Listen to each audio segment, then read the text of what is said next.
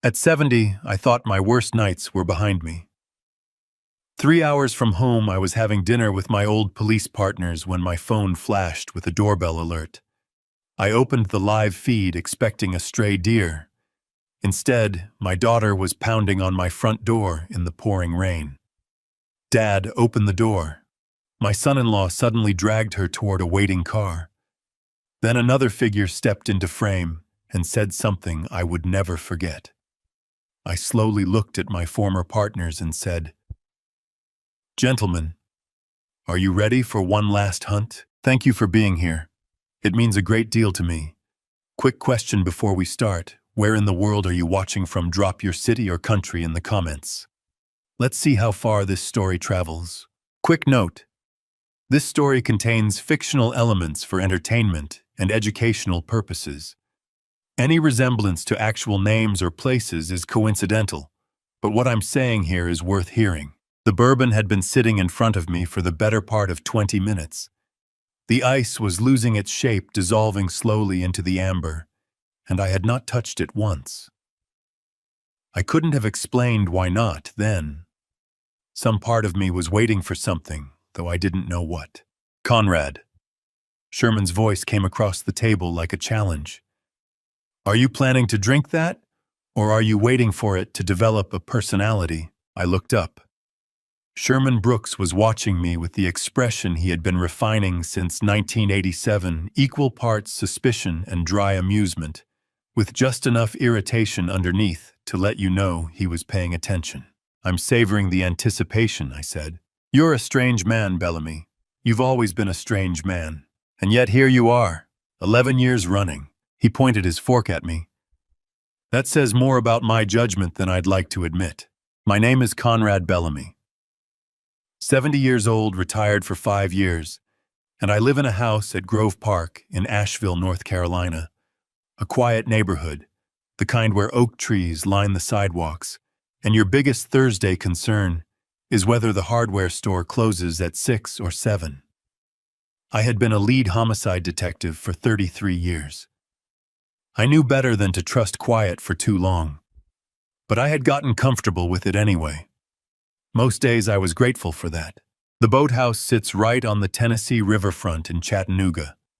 Floor-to-ceiling windows that face the river, amber lighting, warm enough to make a Tuesday feel like a celebration, and a kitchen that handles catfish in ways that no menu description has ever done justice to. We had been coming every October for 11 years now. 5 people, one long table by the window, same conversation threads picked up from wherever we had dropped them the year before. Beverly Hartwell was at the far end of the table cutting her apple pie into careful, even slices. She brought one every year, no discussion necessary, no invitation required. It was simply what Beverly did. She was 64, retired 3 years ago, and she spent her afternoons teaching mathematics to children at the church hall down the street free of charge. No exceptions. She had a quality that I had never found the right word for, something between steadiness and warmth that made people feel calmer just by being near her. "Wendell, hold the plate level," she said with patient firmness. Wendell Cross grabbed the plate with both hands and held it up like an offering. "I am holding it level. The pie is the one with the problem." "The pie," Beverly said, cutting precisely, "does not have a problem. Then why does it keep—" "Wendell." "Yes, eat the pie." His laugh rolled out across the whole table, big and unrestrained, the kind of laugh that belongs to a man who has made peace with things most people spend their lives arguing with. Wendell was fully retired, happiest on a boat, in the early morning before anyone else was awake, and he was by every honest measure I had the most settled of all of us. I used to envy it. Now I just appreciated watching it. At my left sat Theodore Marsh, his white dress shirt still impossibly crisp at 9 in the evening, his phone face down beside his fork. Theodore was the only one of us still working director of the State Bureau of Investigation, which meant the weight of multiple counties lived permanently behind his eyes, and he wore it the way good men wear heavy things without complaining, and without putting it down. "You hear anything about the Hargrove case?" he said low enough for only me. "Theodore, I'm retired." That wasn't an answer. It was exactly an answer. He let a small smile through. "Fair point." I watched them for a moment. Really watched them the way I had taught myself to do since leaving the force. Not cataloging. Not analyzing. Just being there with people who knew what 30 years of this work looked and felt like from the inside, and who had come out the other side of it, still willing to share a table. Then I thought of Elise. I couldn't tell you what brought her to mind right then. She wasn't in danger, that was what I believed sitting there by that window. She was in Asheville, an hour and a half north, grinding through the slow collapse of a marriage that had been coming apart for 2 years. I knew it the way fathers know things, from the slight flatness in her voice, from the way she started sentences and then redirected them somewhere safer. She was 39, and she had inherited my habit of saying the partial truth when the full one was too heavy to carry out loud. I reached into my jacket and took out my wallet. Behind my license, behind 2 receipts I had been meaning to throw away for months, there was a photograph. Elise and I on the front porch at Grove Park last autumn. Leaves across the yard sky going orange behind us. She was laughing, the real kind, the kind that doesn't know a camera exists. I had carried it for over a year. I took it out whenever I was far from home, and I could never fully articulate why, except that it felt like something I needed to do.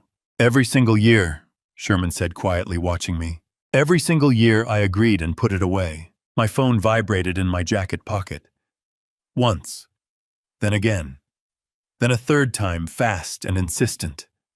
I pulled it out and saw the red notification badge from the Doorbell camera app. The small black camera I had mounted above my front door in Grove Park 4 years ago. Motion detected. Live footage available. I felt myself smile.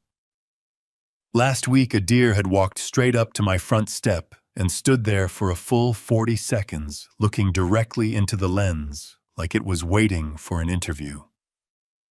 I had sent the clip to Wendell, and he had forwarded it to 11 people within the hour. "Your deer coming back for a visit?" Sherman asked without looking up from his plate. "Most likely." I opened the app. The footage began buffering, or something with ambitions above its station. The image loaded, my chest locked up. A woman was standing at my front door in the rain. She was hitting the door with the flat of her hand, hard, desperate, rhythmic. Her hair was soaked flat against her forehead. Her mouth was open wide, her face tilted up toward the camera, and her expression was the kind that reached through a phone screen and grabbed you by the collar. I knew that face. I had known it for 39 years. "Conrad!" Beverly's voice came sharp from the end of the table. She had been watching me, and she had seen something in my face shift. "Conrad, what is it? What happened?" My hand closed tight around the phone. My throat would not cooperate. My heart was doing something loud and unsteady behind my ribs. It was not a deer. It was never going to be a deer. 8 minutes after that notification, I was still standing at that table with my hand pressed flat against the tablecloth, and my chest doing something I had not felt in a very long time. I want to tell you exactly what I saw on that screen. Because the people who arranged what happened that night, they counted on distance. They counted on a 70-year-old man sitting helpless in a restaurant 3 hours away, watching, and being able to do nothing about it. They had mapped out every variable they could think of. They had not mapped out me. The camera I mounted above my front door 4 years ago is not the kind you buy at a hardware store. I had sourced it through a contact from my last year on the force, a commercial-grade unit designed for perimeter security, not package notifications. It draws from a dedicated power line so it never loses charge. More importantly, it carries a directional microphone with noise cancellation technology, the kind built to isolate human voices in outdoor conditions. In light rainfall at close range, it does not miss a word. It did not miss a word that night. The footage is 63 seconds long. I know because I have watched it more times than I will ever admit, and I have counted. It begins with Elise. She is standing at my front door, her coat half open, because she had not had time to button it, her hair already flat against her face from the rain. She is knocking not the polite knock of someone expected, but the desperate rhythmic pounding of someone who needs the door to open right now. Her fist hits the wood hard over and over, and her mouth is open, calling out. The camera's audio has a 2-second buffer before it engages fully.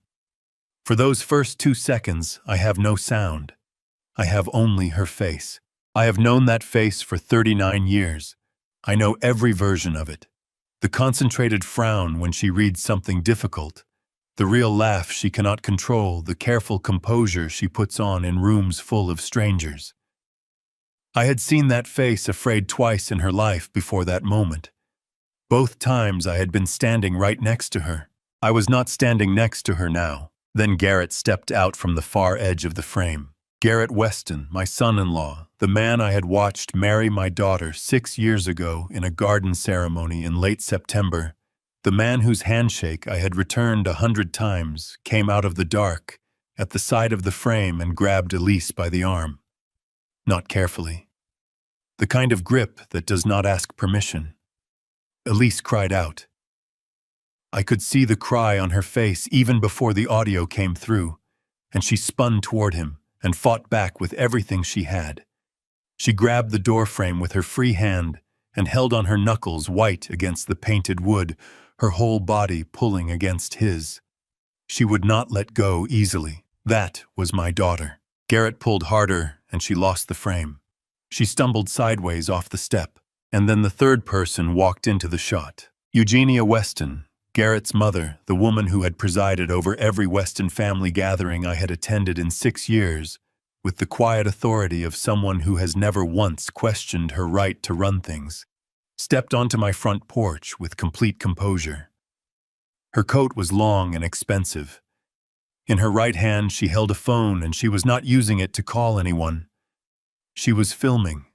She was standing on my property in the rain, filming my daughter being dragged away with an expression on her face so utterly calm that my stomach turned over looking at it. Eugenia walked close to Elise, close enough that the microphone caught every syllable without effort. She looked directly at my daughter, and she said it quietly, deliberately, like a woman delivering a verdict she had prepared in advance. Call for your father. See if the old man can reach you from 3 hours away. Then she turned and looked straight into the lens of my camera, directly into it. For exactly 2 seconds, she held that look, not threatening, not guilty, just certain. The look of someone who has already decided how a situation ends. Garrett pushed Elise toward the car at the curb. She grabbed the door handle, twisted, said something I could not make out over the rain. The door closed. The headlights swept across my front yard. The car pulled out and drove away, and in 4 seconds the frame was empty and the screen went dark. My hand was trembling when I brought the phone down from my face. Not the dramatic shaking of panic I had spent too many years in too many bad rooms for that. But trembling the way hands tremble when your body receives information that your mind is still trying to catch up with. I set the phone face up on the table and I pressed both palms flat, and I made myself breathe. Beverly saw my hands first.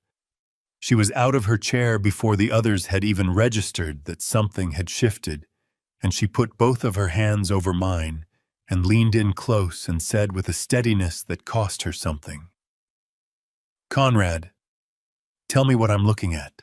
I turned the phone toward the center of the table and pushed it forward. Sherman took it first. He watched 15 seconds, and then every muscle in his jaw went tight and hard. He handed it to Theodore without a word. Theodore watched the complete 63 seconds, his face giving nothing away, then set it in front of Wendell. Wendell watched it once, then pressed his lips together until the color drained out of them and looked at the ceiling for a moment, like he was deciding something. Beverly took it last. She watched Eugenia's face fill the screen. She watched that 2-second look into the lens. When the footage ended, Beverly set the phone down carefully, and when she looked at me, her eyes were bright and red at the corners, and her voice was completely steady when she said, "She's your daughter, Conrad. Go get her." I picked up my phone. "I've got a situation at my house," I said, looking at each of them in turn. "Anyone feel like driving tonight?" Not one of them hesitated. Theodore's chair scraped back from the table. His glass went down with a sharp crack against the wood. He was already straightening his jacket when he said it.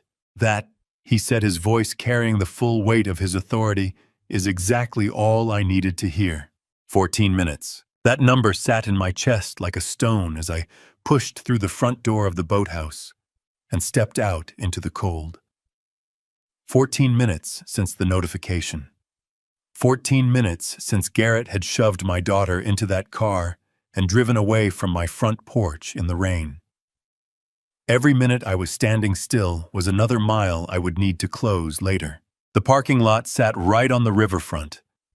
The Tennessee air coming off the water was sharp and cold, and my breath came out white in front of me. Behind me the door opened, and then 4 people were standing in the cold without being invited. Theodore had his phone out before the door finished closing behind him. Sherman had his keys in his hand.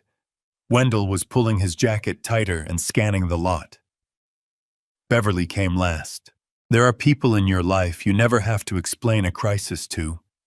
You show them what you're dealing with, and they simply move. Every one of those 4 people had spent 30-plus years learning how to do exactly that. "Here's what I know," I said, keeping my voice flat and controlled, the way 33 years had trained me to do when losing control was not an option. "My daughter was at my house in Grove Park tonight. She was taken from the front door by her husband, Garrett Weston. His mother, Eugenia Weston, was present and directing it. What I saw on that footage was not impulsive. This was planned and coordinated. I let that land for a second. They're heading to the Weston estate in Biltmore Forest." Theodore's thumb was already moving across his phone screen. "How long since they left your property?" 15 minutes now. I'm calling Buncombe County Sheriff's Office. I have a contact there, Deputy Aaron Keller. He's coordinated with my office before. I can have his unit in position inside of 12 minutes. He was already half turned away, phone going up to his ear. "Nobody gets in or out of that property without me knowing about it." Sherman turned toward the vehicles without a word, his jaw set hard, his whole posture shifting into the particular stillness he always carried when things became serious. Wendell put a hand briefly on Sherman's shoulder.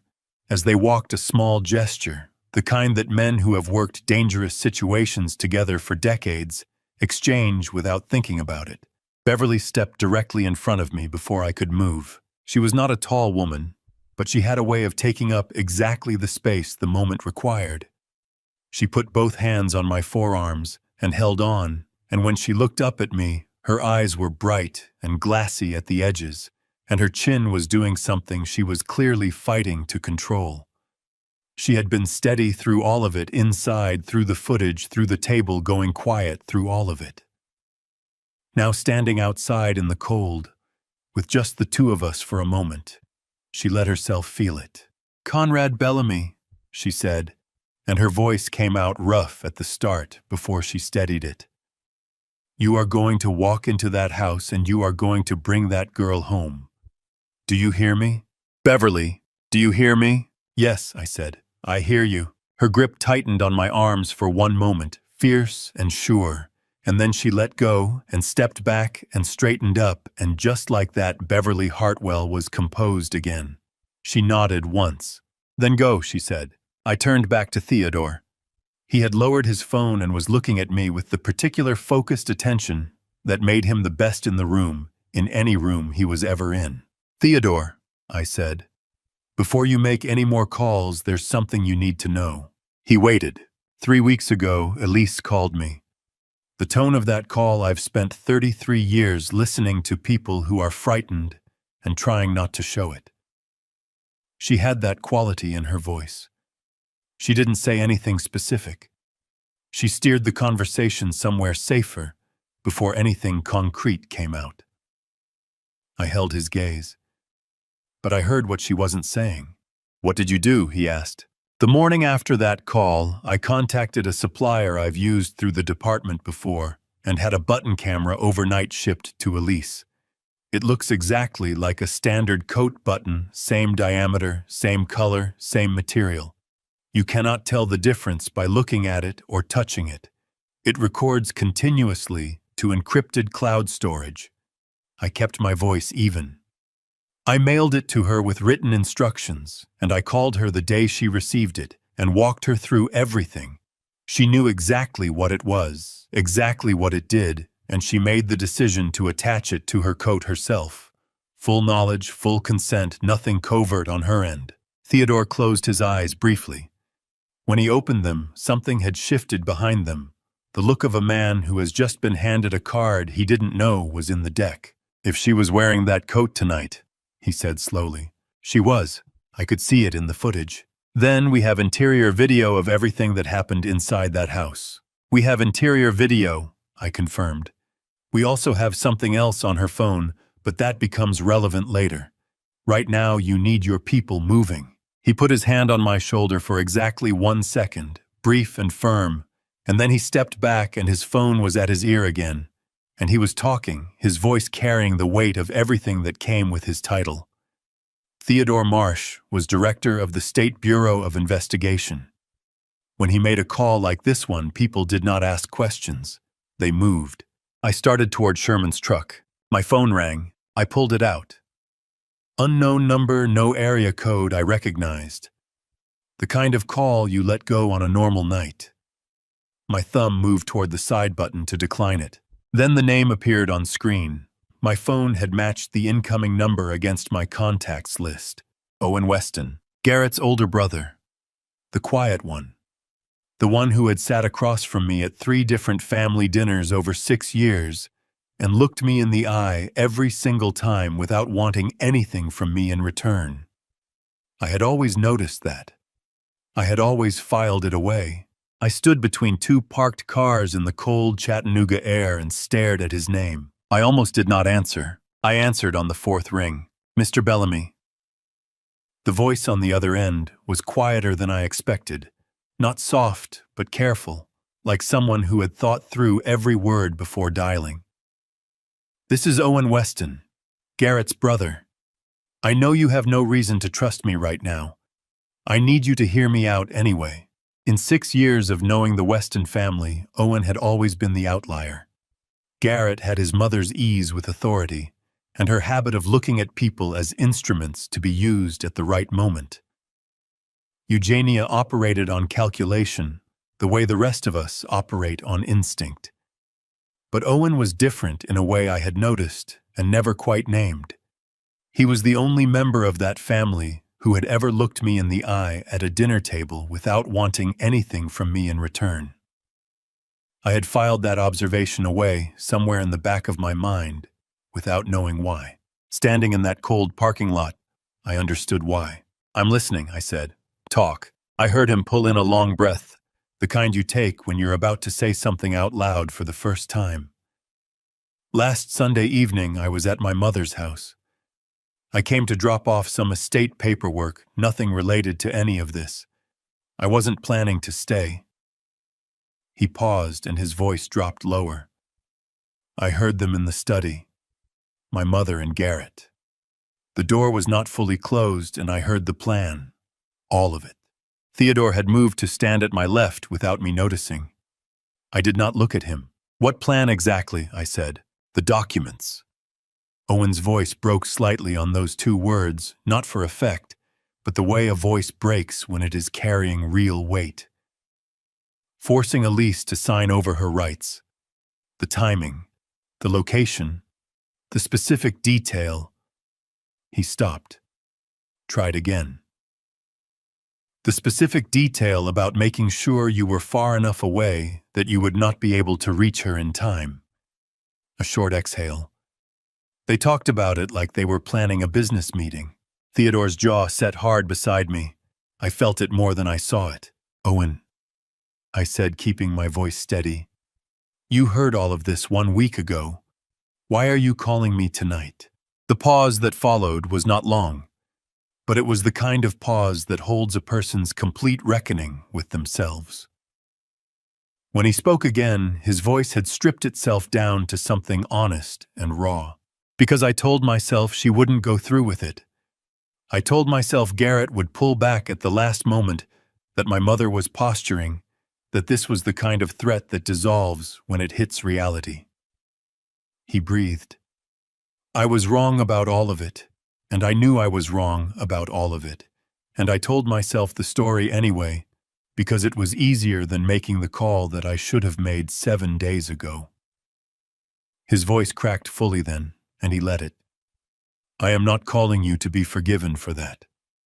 I am calling you because Elise is my sister-in-law, and she has never once done anything to deserve what my family is doing to her tonight. And I cannot sit in my apartment and pretend I do not know where she is.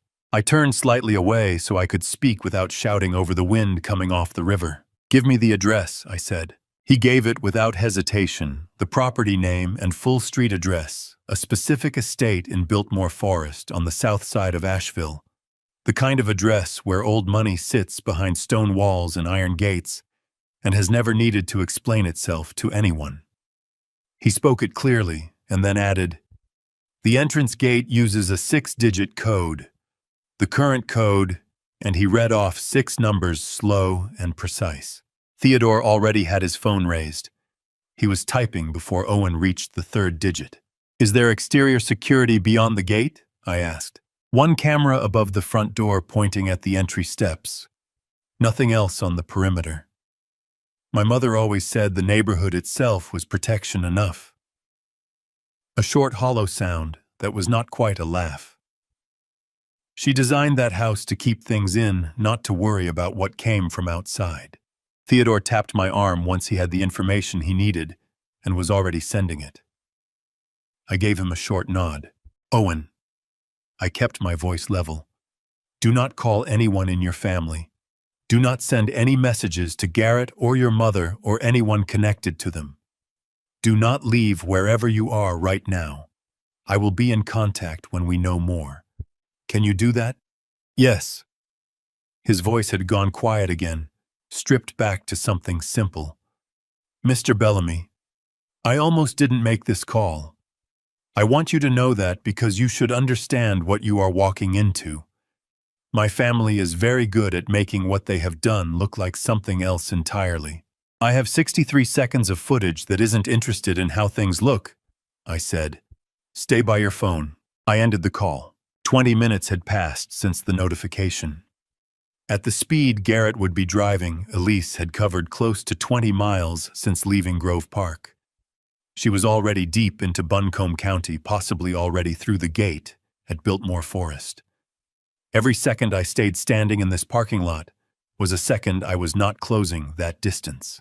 Theodore looked at me and said quietly, Keller has the address and the gate code. His team is moving.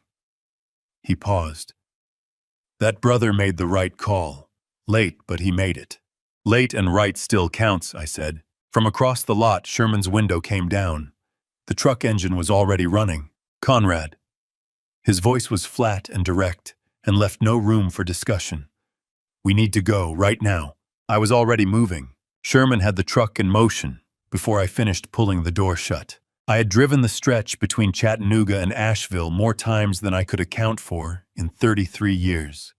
I knew every mile of it in different configurations. I-24 west, then north on I-75, then east on I-26, through the Mountain Gap, and down into Buncombe County, as the elevation dropped and the ridge lines opened up on either side. Funerals, depositions, a police conference in 2003 that I had driven home from, in a thunderstorm so heavy I could barely see the hood of my car. One fishing weekend with Sherman, when we were both younger and considerably less experienced, and the fish had been considerably more cooperative. I had driven that road in every condition the Southeast could produce. I had never driven it like this. Sherman had the speedometer at 85 before we cleared Chattanooga's city limits. Nobody said anything about it. Wendell was in the back seat, his frame taking up the space with the particular stillness of a man who had learned that movement for its own sake solves nothing. He was watching the highway ahead through the windshield, and he had not spoken since the parking lot. He did not need to. 30 years of working alongside Wendell Cross had taught me that his presence in a difficult moment was itself a form of communication. I pulled out my phone and called Barnaby Sloan. Barnaby had been my attorney for 22 years. He was 67, silver-haired, and possessed of a quality I valued above almost everything else in a professional relationship. When I called him with something urgent at 9:15 on a Friday night, he answered without complaint. No sigh, no pause for theater. Just his voice direct and ready. Tell me what you need. Barnaby, my daughter is being held at a private estate in Biltmore Forest, Asheville. I have camera footage documenting the coercion. It happened at my Grove Park property approximately 25 minutes ago. I need an emergency search warrant petition drafted tonight and ready to file the moment Buncombe County Courthouse opens tomorrow morning. I heard the scratch of a pen. Address. I gave it to him. Law enforcement backing. Theodore Marsh, SBI Director. His unit is already moving toward the property. A brief, efficient pause. I'll have the complete draft done before midnight. Theodore's office adds their documentation, and we file at 8 a.m. sharp. His voice stayed steady, but there was a weight underneath it that I recognized from every difficult year we had worked together. Conrad, is she physically safe at this moment? She is inside that house, I said. Everything I am doing right now is aimed at changing the second part of that sentence. Then go, Barnaby said. The paperwork is mine. You handle your end. I ended the call and dropped the phone onto my knee. Theodore called 6 minutes into the drive, his voice carrying the compressed efficiency of someone working multiple channels at the same time. The GPS tracking is active, he said. Garrett's vehicle has a factory-installed telematics system.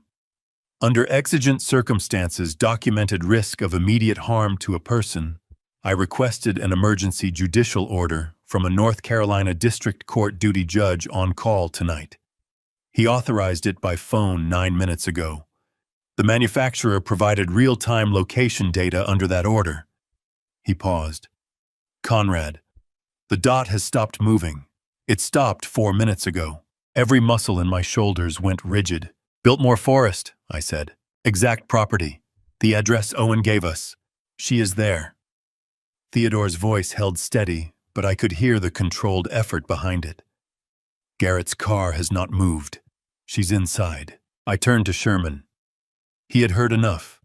His jaw tightened once hard and deliberate, and then he set it level again and kept his eyes on the road. Keller, I asked Theodore. 11 minutes out as of right now. His unit has been rolling since I sent him the address. A pause. I want to tell you about Keller, because you need to trust what he does tonight. 2 tours overseas before he joined Buncombe County Sheriff's Office 3 years ago. I've worked alongside him on 2 SBI coordinated operations since. The kind of judgment under pressure that you either have or you don't. You cannot train a person into it. He will not move a millimeter without full legal authorization, and he will move the moment he has it. That's exactly what tonight needs. I trust your judgment on your people, I said. How long are you out? I looked at the highway signs sweeping past in the dark. 2 hours. Less if the mountain stretch stays clear. Let Keller and I carry the next 2 hours, Theodore said. That is what we are here for tonight. I put the phone down. Sherman glanced at me for exactly 1 second. The camera on her coat. The thing on her phone. You really had all of that in place. 2 weeks on the coat, I said. 8 months on the phone. And she knew every detail. Her decision, her consent. I looked out the windshield at the black highway ahead. She trusted the plan. Sherman was quiet for a moment. Then you prepared for this. I prepared for everything, I said, except hoping I would never need any of it. From the back seat, Wendell leaned forward. His voice came out low and even the way it always did when he was being completely serious. How long to Asheville? Sherman answered without looking up. 20 minutes if I push it. Wendell settled back against his seat. Then push it. Sherman's foot went down another half-inch on the accelerator, and the highway opened up ahead of us, and the dark mountains of the Tennessee-North Carolina border waited somewhere beyond the range of the headlights, and inside a stone-walled estate in Biltmore Forest. A red dot on Theodore's map sat completely silently still. Keller was 12 minutes from that front door. I was 2 hours away. The math was not comfortable, and there was nothing I could do to change it except drive. While my headlights were still pointed at Tennessee, 40 miles short of the state line, Sherman doing 88 in the right lane with the cruise control off the part of this story I couldn't see was already in motion. I want to be clear about something before I go further. Everything I am about to tell you, I did not witness. I was in the passenger seat of a pickup truck on I-24, with 2 hours between me and that house. What I know about those next hours inside the Weston estate, I learned from 2 sources. The first was Barnaby the following morning in his office when he opened his laptop and played me 41 minutes of button camera footage without comment. The second was Dolores Reyes, who came to my kitchen in Grove Park 3 days after all of this was over, and sat down across from me with both hands around a coffee cup, and told me everything she had seen and heard in the careful, detailed way of a person who has been carrying something heavy and is finally ready to set it down. I'll tell it to you the way they told it to me. Dolores Reyes had worked as the Weston household's domestic manager for 4 years. Before that, she had spent 16 years working for various families in the Asheville area. And before that, she had lived in the Grove Park neighborhood for the better part of a decade. That was where I had known her from, not closely, not as a friend exactly, but the way you know someone in a community when you have both been part of it long enough. She was a careful, observant woman who had spent her professional life in the background of other people's lives, and she had my phone number in her contacts, for the simple reason that she had once called me about a neighborhood concern years before I retired, and she had never deleted it. She had never had a reason to use it again, until that night. Garrett brought Elise through the front door at 20 minutes past 9. Dolores was in the kitchen when she heard the door, and she came through to the entry hall with the quiet efficiency her job required, and she stopped when she saw Elise's face. Later, sitting at my kitchen table, Dolores said this to me. Mrs. Elise was not crying. She was not screaming. She was doing something harder than either of those things. She was holding herself together with everything she had, and I could see exactly how much it was costing her. Eugenia was already in the living room, seated at the mahogany table near the fireplace. The fire was burning. The room was warm and beautifully lit, and had the composed, deliberate quality of a space that had been arranged in advance. On the table in front of Eugenia sat a stack of documents nearly 2 inches thick, edges aligned a single pen placed on top. Eugenia looked up when Garrett led Elise in, and smiled the particular smile of a woman who has already decided how an evening ends. Elise, she said, as if greeting a guest she had been expecting. Please sit down. There's no reason this has to be unpleasant. Elise looked at the documents. She looked at the pen. She sat down. Dolores moved into the room with a tea tray, 2 cups. The good china, the kind Eugenia specified for meetings, she considered important. She set the tray on the side table with the precision her work demanded, and while she did, she looked at the document stack. She recognized what it was. Immediately, the language on the top page was not difficult to read from where she was standing. She looked at Garrett, who was standing near the far wall with his arms crossed, and his jaw set in the expression she had learned to associate with his worst moods. Then she looked at Elise again. Dolores told me I knew. In 30 seconds of being in that room, I knew everything. She did not change her expression. She did not make a sound.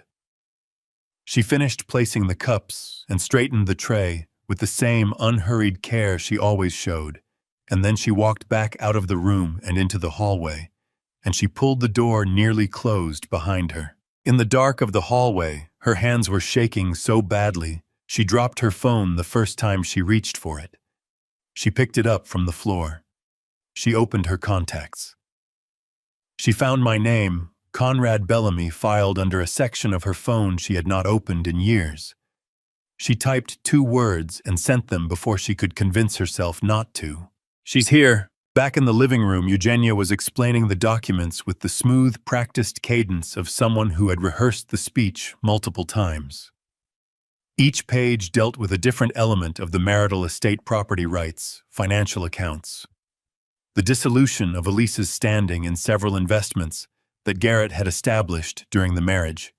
The language was complex, and the explanations were deliberately simplified the way a person simplifies things when they want the other party to feel the decision is being made for their benefit. What Elise noticed, and what the button camera recorded, was a single sheet of paper, approximately 2/3 of the way through the stack, that was not part of the standard documents. It was printed on different paper stock, slightly heavier, slightly brighter. Its typeface was the same, its margins matched, and unless you were reading every page carefully, rather than trying to process the whole stack at once, you would not catch it. Eugenia slid it in without looking at Garrett, without telling him, without explaining it. It was as Barnaby described it to me the next morning in his office, with the camera footage paused behind him. A profit-sharing agreement. A document redirecting a specific percentage of assets through a channel that had nothing to do with the divorce settlement and everything to do with Eugenia's private financial arrangements.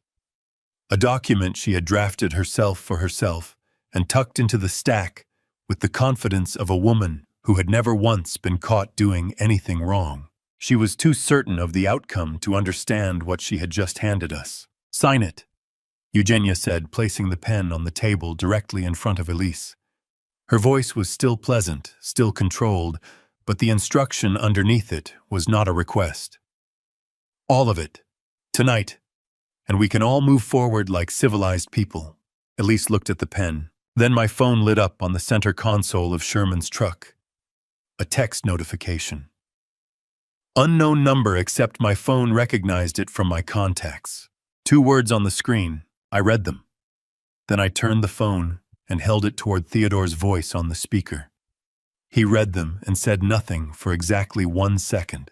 "Forward it to me," he said quietly. I did. 25 minutes out. I had been watching the clock on Sherman's dashboard the way I used to watch evidence timelines, not obsessively, but with the steady, methodical attention of someone who understands that time is the only variable left outside his control. 25 minutes. Through the windshield, the highway was gaining elevation, and the ridgelines were rising on both sides.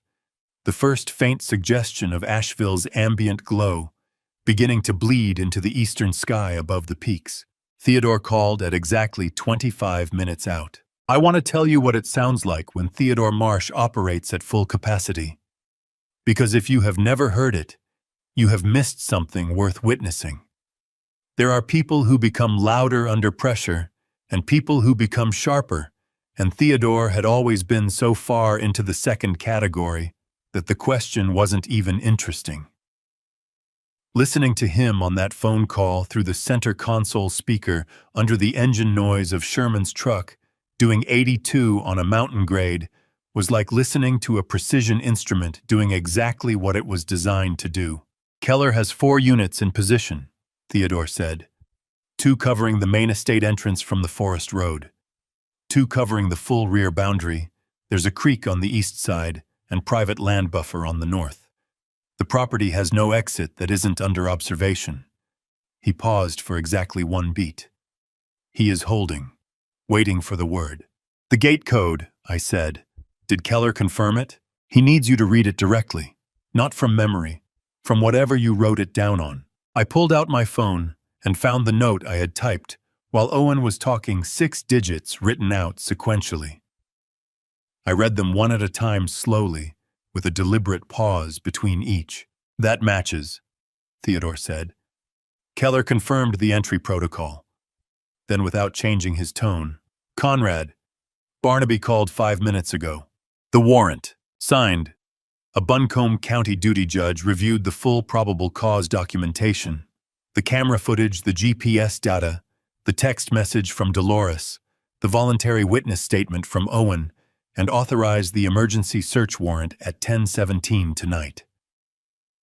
Barnaby is standing at the end of the Biltmore Forest access road right now with the original in his hand. A brief pause. Everything we do from this point forward is fully authorized. We do not have a single legal exposure, not one. Something in my chest released a fraction of an inch. 20 minutes, I said. I need 20 more minutes, Theodore. I know. His voice shifted slightly, losing the operational precision and finding something quieter underneath it. Keller is the right person for tonight. I have watched him work in situations that would have broken other officers. He is not going to let anything change inside that house before you arrive. Trust what we built tonight, Conrad. Trust it. I pressed my back harder against the seat and looked out the window at the dark peaks moving past. The glow ahead was stronger now. Asheville was close enough to feel the way you feel a city before you can see it clearly. Keep talking to me, I said. Just stay on the line. I'm not going anywhere, Theodore said. From the back seat, Wendell leaned forward until his forearms were resting on the gap between the front headrests. He had been quiet for most of the drive, with the quiet of a man who respects the weight of a situation, enough not to fill it unnecessarily. Now he spoke. Conrad. His voice was the low, unhurried register he reserved for things he meant absolutely. That daughter of yours has your backbone and your brain. She is in that room right now making every right decision she can make. I have known you for 30 years, and I am telling you she is holding. My throat tightened. My hand pressed flat against my thigh, hard enough to feel the pressure through the fabric. Don't, I said, and my voice came out rougher than I wanted it to. Not yet. Say it to me again when I can see her face. Wendell looked at me for a moment. Then he reached forward and gripped my shoulder once brief firm, the kind of grip that doesn't ask permission and doesn't need a response, and sat back. Sherman spoke without looking away from the road. 20 minutes. The gap is clear. I can bring it down to 15. Do it, I said. The truck accelerated into the climb, and the Asheville glow brightened against the peaks. And on the phone, I heard Keller's voice come through for the first time, speaking to Theodore. Not to me, but loud enough that the speaker caught it. He was younger than I had imagined.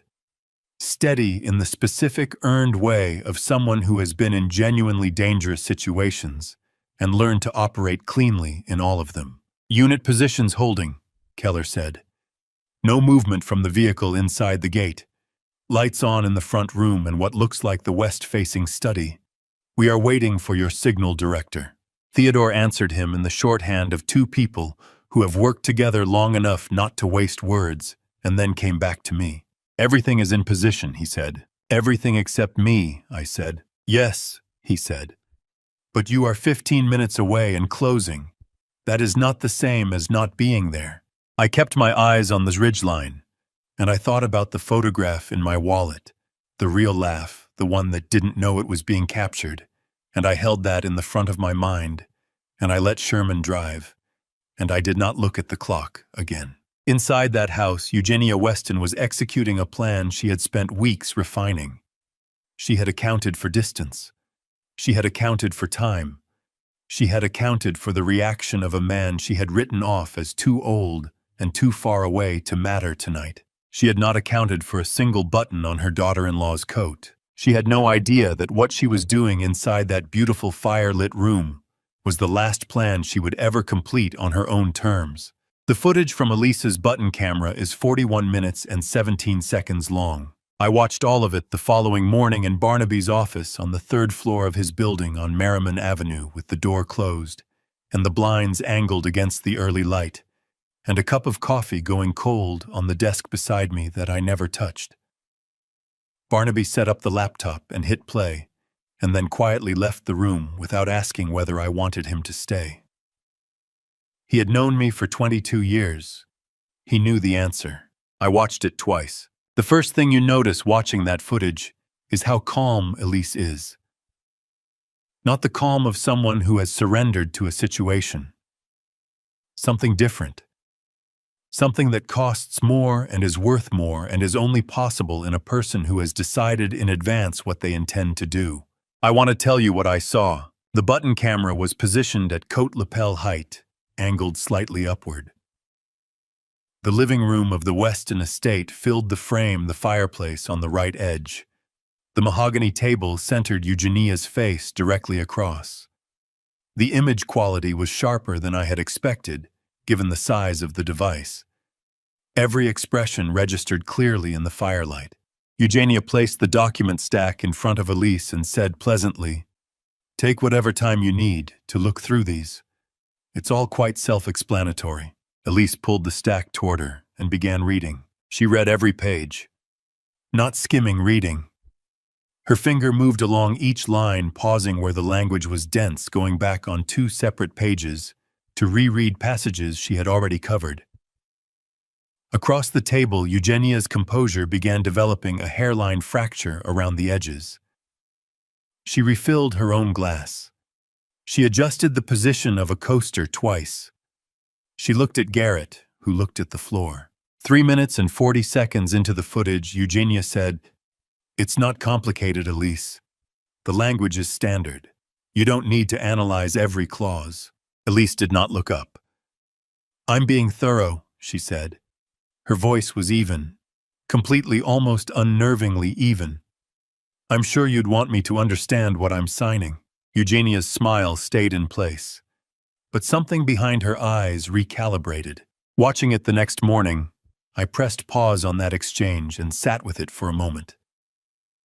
2 weeks before that night, Elise had come to Grove Park for dinner, and we had sat at my kitchen table until after midnight. I had told her as plainly as I could, "If this happens, your job is not to fight the room. Your job is to be in the room on your feet and to trust the plan." She had looked at me across that table the way she used to look at me when she was 12, and I was explaining something that frightened her, but that she was going to face anyway, and she had said, "Okay, Dad, I trust it." Watching that footage, watching her read every page of those documents, with the methodical patience of someone who already knows what they are going to do, I had to put my hand over my mouth and hold it there for a moment, before I could continue. 7 minutes in, she reached the paper Eugenia had inserted. I watched Elise's face in the footage with the intensity of someone looking for a flicker, a pause, a tightening around the eyes. Any tell that would signal she had noticed something. The camera could not capture what her eyes were reading, but it captured everything her face did while she read it, and her face for exactly 3 seconds at that page went very still in a way it had not gone still on any other page. Barnaby paused the footage there and pointed to it without saying a word. Her expression did not alter by a single degree, but that stillness that was the tell. She turned to the next page and kept reading. Eugenia, sitting across from her, had no idea. Elise finished the final page and set the stack back on the table and reached for the pen. She signed each document in order. Her signature was clear and deliberate, the same signature she had always had, the one that looked like she had thought carefully about how she wanted her name to look in the world and then committed to it. Page by page, working through the stack. The button camera caught every motion of the pen, every document title visible in the firelight. Every word Eugenia spoke during the signing, including several that Barnaby later marked in his notes with 2 underlines.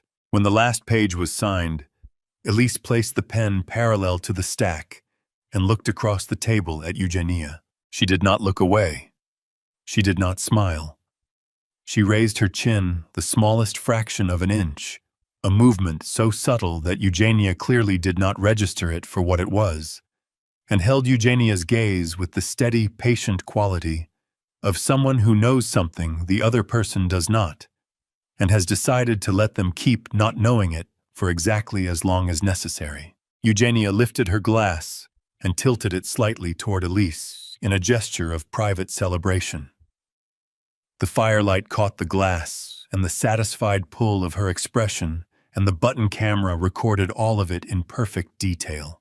Watching that smile on my laptop screen the next morning alone in Barnaby's office, I felt something move through my chest that I had no name for.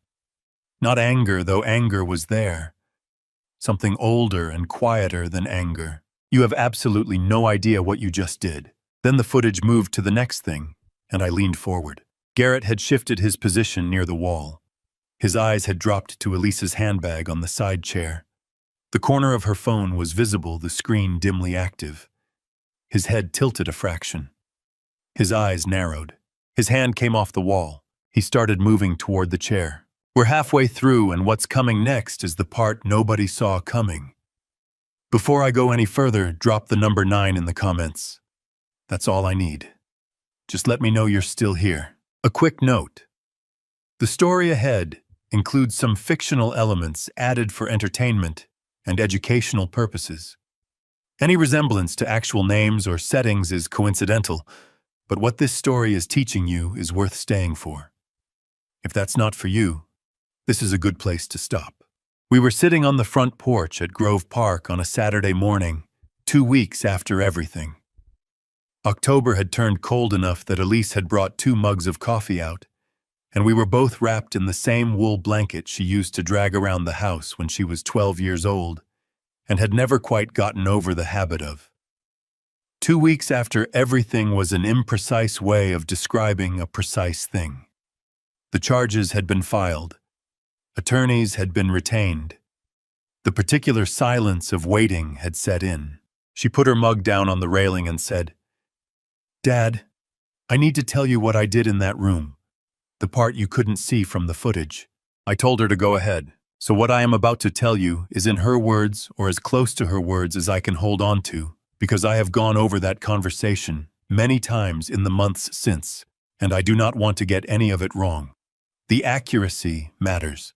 What Elise did in that room belonged to her alone, and I needed to carry the truth of it, not an approximation. Elise said that when Garrett moved toward her bag, she knew exactly what he was going to do before he did it. He had been watching my phone for the last 10 minutes, she told me, pulling the blanket higher around her shoulders. Every time my bag shifted and the screen caught the light, he looked at it. I could feel him deciding. And when he finally moved, when he reached in and grabbed it and pulled it out and turned the screen off, he dropped it into his jacket pocket, not onto the table. He wanted to keep it. He wanted to be the one holding it in case anything came through. He did not power it all the way off because he needed to stay in control of whatever information it carried. That was Garrett. He always had to hold the information himself, which meant he had to keep it live. She stopped, smiled at something private for just a second. I had to work very hard not to let anything show on my face. Because that was exactly what you needed him to do, I said. That was exactly what I needed him to do, she said. I had not said it outright. We had spoken around it around the phone, around what would happen if he took it. She had understood. Here is the part I should explain, because I mentioned it in Task 5 and said I would come back to it when it was relevant. 8 months before that night, I sat down with the technician I had worked with during the last years of my time on the force, a man who had spent his career building tools for situations where standard equipment wasn't sufficient. I described what I was concerned about. He described what he could build. The result was a piece of software installed on Elise's phone that ran silently in the background and waited for a specific trigger, the screen being powered off by an external interaction while the phone was in a particular standby mode. When that trigger occurred, the software activated a continuous audio stream that transmitted in real time to an encrypted cloud account that only Elise and I could access. No one outside of the two of us knew it was there. That was the condition I had insisted on. The moment Elise was safe, she would hand Theodore her login credentials herself voluntarily, with full legal authority to do so as the account holder. The technical name for it doesn't matter.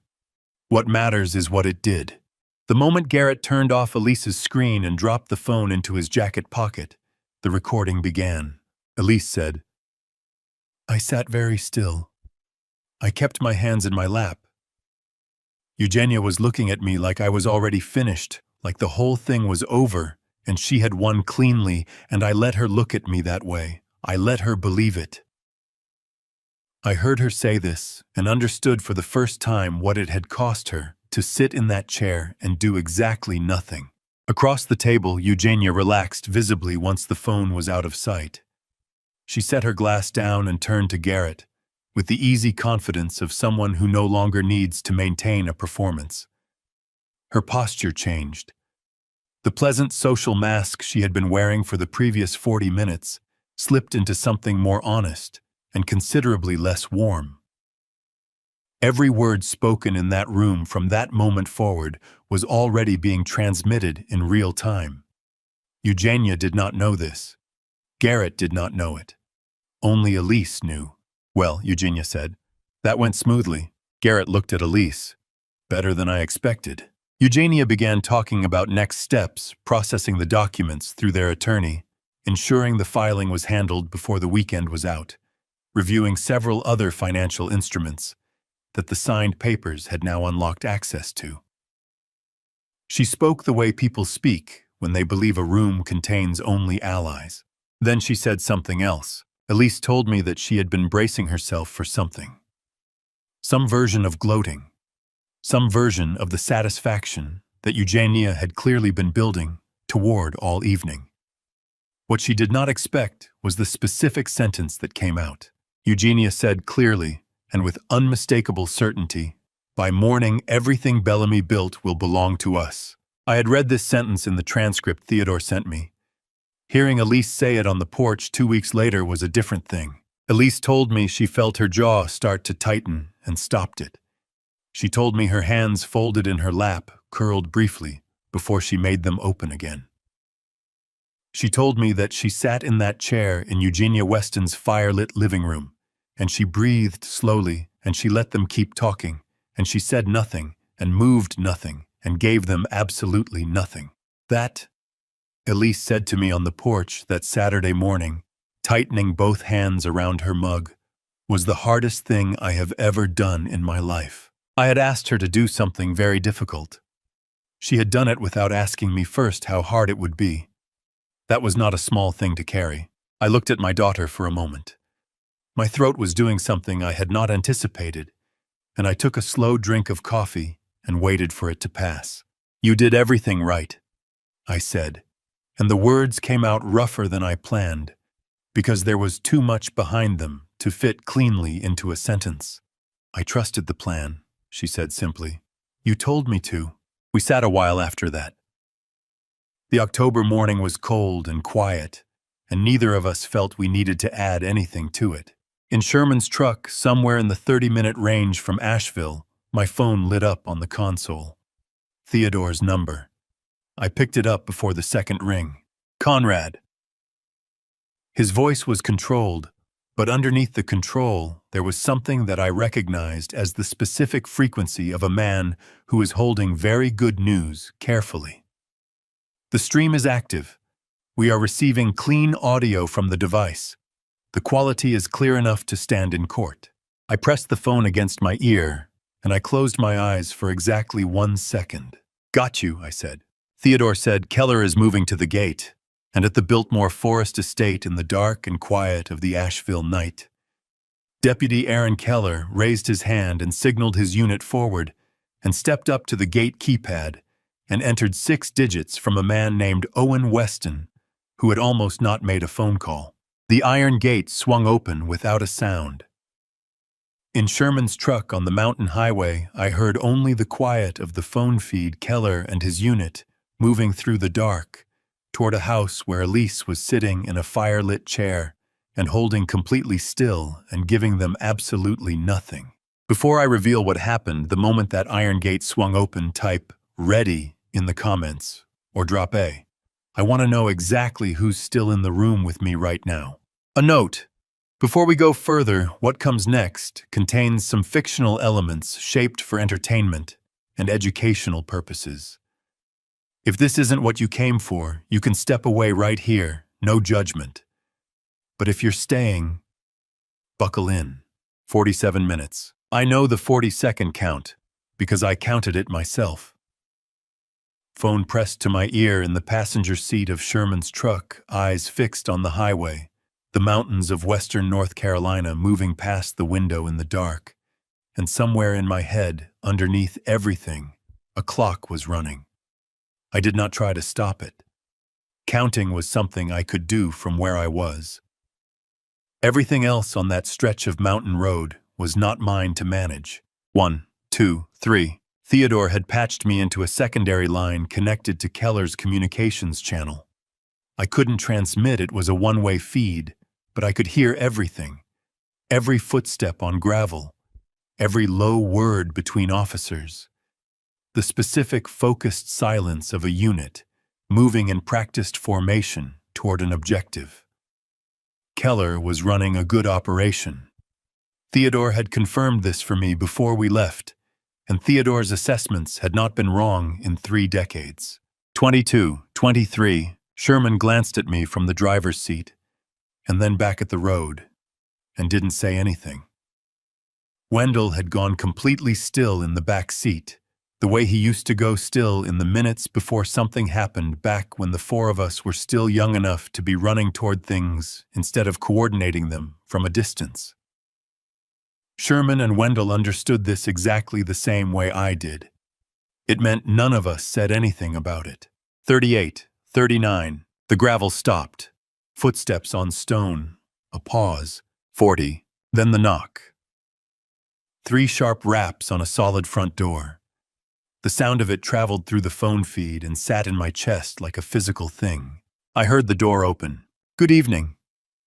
Eugenia Weston's voice came through the line with a clarity that made the hair on the back of my neck rise. I had not been expecting that in my own body. After 33 years, I thought I was past such things. I had heard that voice once before, through a 3-inch phone screen in the parking lot of a restaurant in Tennessee, on camera footage from a device I had mounted above my own front door. I had heard that voice say clearly, deliberately, looking straight into the lens, "See if the old man can reach you from 3 hours away." I heard it again now, smooth and composed and recalibrated in approximately half a second, from surprise into performance. "Officer," Eugenia said, "what a strange hour for a visit. I'm afraid there may have been some kind of misunderstanding." 30 years of interviewing people under pressure teaches you things that aren't in any manual. One of them is the specific quality of a voice that is managing a situation rather than responding to one. There's a speed to it too fast to feel genuinely spontaneous, too controlled to sound genuinely confused. Eugenia Weston had a very good version of this voice. It was the best I had heard in a long time. It was still a managed voice. The tells were subtle, the calibration speed, the flatness where genuine surprise should have been. 30 years teaches you to hear all the subtle ones. Keller's response came through the line without hesitation. "Mrs. Weston, my name is Deputy Aaron Keller, Buncombe County Sheriff's Office, operating under authorization from the State Bureau of Investigation. We have a valid search warrant for this property issued this evening by a Buncombe County duty judge." A brief pause. "I'm going to need you to step back from the door, please." I had read the warrant myself the previous night. Barnaby had gone through every line of it with me twice. There was a silence of approximately 2 seconds. "Of course," Eugenia said. And the quality of those 2 words, that particular flat "of course," told me everything I needed to know about the exact moment her evening stopped going according to plan. I pressed the phone harder against my ear. In the front seat, Sherman had kept his eyes on the highway and said nothing at all. Inside the house in the living room, Garrett heard the exchange through the window he had moved to the moment he caught a glimpse of flashlight beams sweeping across the front garden. Keller described this to me 2 days later, when we sat down together in a conference room at Theodore's office, and he walked me through the entry sequence step by step. Garrett was standing at the side of the window with his back flat to the wall, angling to see the front step without being seen. He counted the uniforms. He registered the vehicle lights at the perimeter. And then Keller told me Elise had told him this herself during her statement. Garrett turned from the window and looked across the room at her. That was the detail that stayed with me most from Keller's account. Elise had been doing something in that chair. She had been counting, too. She was still sitting in the chair where Eugenia had placed her at the beginning of the evening. She had not moved significantly in the 41 minutes since Garrett had pocketed her phone. Her hands were in her lap and her back was straight, and she was looking directly at her husband across that beautiful, expensive, firelit room. And she was smiling, not a large smile, not triumphant in any theatrical way. Just a small, real, completely unmanaged pull at the corner of her mouth, the kind of expression that surfaces when a person has been holding themselves very carefully for a long time and has just been given permission to stop. In 33 years of this work, I had accumulated a considerable collection of images I could not leave behind me. Keller told me Garrett's face when he saw that smile was something he would not forget quickly. I heard the front door open wider through the phone feed. Keller's footsteps crossed the threshold into the entry hall. A second set followed. A third. "Is there anyone else currently in the residence, Mrs. Weston?" Keller asked. "Just family." Eugenia's voice came back measured and clear. "My son is in the next room, and my daughter-in-law has been spending the evening with us. We'll need to speak with everyone individually," Keller said. "That includes your daughter-in-law. Is she available?" A beat. Very brief. The length of time it takes someone to realize they have no alternative that doesn't make their situation significantly worse. "Of course," Eugenia said again. And then Eugenia Weston opened her mouth and began telling the story she had rehearsed. I heard the first sentence of it come through the phone feed, gracious and composed and carefully constructed, the voice of a woman presenting an explanation she has prepared in advance for a situation she anticipated might require one. I had interviewed more than 1,000 people in 33 years of this work. I knew what a rehearsed story sounded like in its opening sentence. I knew where it showed and why. They all had the same story, and I had sat across from every single one of them as they did. The story she had rehearsed did not last 5 minutes. I heard it from the first sentence through the phone feed. By the third sentence, I knew exactly how it would end and where it would fall apart. 33 years of listening to fabricated accounts will build that particular instinct in a person, the ear for a story that is too smooth in the places where genuine memory creates friction, too conveniently specific in some details and deliberately vague in others. Eugenia's version was competent. I'll say that much for her. She had spent real time on it. She told Keller that Elise had been struggling emotionally for months, that the family had watched with growing concern and felt they had no choice but to intervene, that the documents on the table were the result of mutual loving agreement, a way forward for a young woman going through an extraordinarily difficult period, that everything that had occurred that evening was the action of a devoted family, not the orchestration of one. She delivered it with exactly the right amount of sorrow in her voice. Grief that she had been placed in this position. Grief for Elise's suffering. The particular performance of a woman who wants you to understand that she is above everything else, a concerned mother doing a painful and necessary thing. Through the feed, I heard Keller respond to each element with quiet, unhurried acknowledgement. A measured yes here. A careful nod was made audible by the pause he gave before the next question. He let her build the whole structure without interruption, without a single sign that he found any part of it questionable. He was letting her talk. I thought about it again, smart. The laptop click was soft through the audio, but I caught it. The placement of the device on the mahogany table.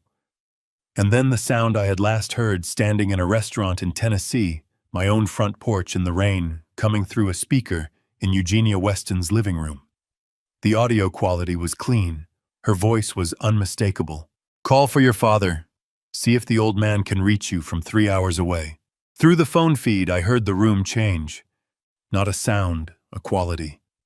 The particular quality of air in a room when a performance has been interrupted by a fact. Eugenia's voice, when it came back, had lost something central to it.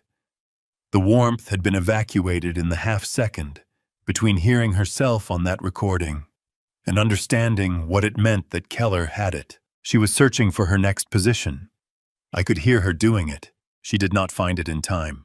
The doorway to the living room filled with someone who had been standing in the hallway, standing there with 4 years of mornings and evenings in that house behind her. 4 years of carrying trays and holding her tongue and being invisible in the way that certain people are made invisible by certain houses. Dolores Reyes walked into the room. Her back was completely straight. Her hands were clasped in front of her still. She had been terrified in that hallway. I knew that because she told me so, sitting at my kitchen table 3 days later, her voice going quiet around that part. But standing in that doorway, looking at Eugenia Weston across the room, she had spent 4 years working in, none of that terror was visible. What was visible was something quieter and more durable than fear. "I have worked in this house for 4 years," Dolores said. Her voice carried without effort. "I was present this entire evening. I heard what was said in this room. Everything that was said." She held Eugenia's gaze without moving. "I am prepared to say so formally to anyone who asks in any setting that requires it." Eugenia's lips parted, and Dolores, who had trembled so badly in the dark hallway that she had dropped her phone reaching for it, held that look without a single degree of give. Keller moved 1 step forward. "Mrs. Weston, I need you to remain in this room." His voice carried the particular practiced authority of someone who has issued that instruction before and knows the exact tone that makes compliance easier than resistance. 2 members of his unit shifted positions in the room to make the geometry of the situation clear. I heard Sherman's voice briefly in the background of the audio feed he and Wendell had coordinated with Keller's team through Theodore's authorization, reaching the property ahead of me and taking up positions as the net closed. Sherman was supporting at the front. Wendell had gone around. Then I heard a different set of footsteps, faster than the others, moving without the measured deliberateness of someone cooperating with a situation. Moving toward the back of the house, toward, I would later learn, a kitchen exit that led to the rear garden, and from there to a gap in the boundary hedging that Garrett had clearly taken note of at some earlier point. My hand went rigid around the phone. A door handle turned, the soft sound of a latch lifting. Then a voice from the other side of it, unhurried, easy, the voice of a man who has been standing exactly where he is for long enough to be entirely settled in the position. "Going somewhere, Mr. Weston?" "Wendell Cross." I pressed my head back against the headrest and pulled a long breath through my nose and let it out slowly. There was a pause on the other end of that door. Long enough for a man to run every calculation available to him and arrive at the same answer each time. "No." Garrett's voice came through the feed, stripped of everything it had been built on. "No, I'm not going anywhere." Midnight. The 40 minutes between Garrett's voice going flat behind that back door and my headlights turning through the Biltmore Forest gate were the longest 40 minutes of the night. An SBI unit vehicle had met me on I-26 per Theodore's arrangement, and I had transferred from Sherman's truck 30 minutes out and ridden the rest of the way in the back seat of a car, driven by a young officer who had the good sense to understand that I did not want conversation. I watched the Asheville streets move past the window. I recognized neighborhoods I had driven through in a different life, a different decade. I said nothing. I had called Barnaby from that parking lot in Chattanooga at the very beginning of all this and told him to bring everything. 22 years of working together means the word everything does not require elaboration. When Barnaby arrived at the Weston estate at midnight, with his case on his shoulder and the signed search warrant in his jacket pocket, he walked directly to the study without being told where to go. And he opened his case on the desk and he got to work. Theodore was already there. Barnaby started with the signed documents. The full stack Elise had moved through, page by page in the fire-lit living room, the stack Eugenia had believed contained her victory. He read carefully, the way he always read, which was with the concentrated thoroughness of a man who has spent 40 years understanding that the thing you miss in a contract is always the thing that matters most. He reached the inserted page approximately 12 minutes in. He read it once. Then he read it a second time, slower. Then he set it flat on the desk surface, separate from the others, smoothed it with one hand, and looked up at Theodore. "She just handed us everything," Barnaby said. Theodore looked at the page without touching it. "Explain it." "This document is a profit-sharing agreement." Barnaby's voice had the precise, unhurried quality it always had when he was explaining something that would eventually be said in a courtroom. "It is not part of the divorce settlement. It has no connection to the marital estate division. What it does is redirect a specified percentage of asset proceeds from sources that are not identified in this document, through a private holding structure that belongs exclusively to Eugenia Weston." He paused. "The money flowing through that structure does not appear on any public filing I have been able to locate for this family. The amounts referenced here are substantial.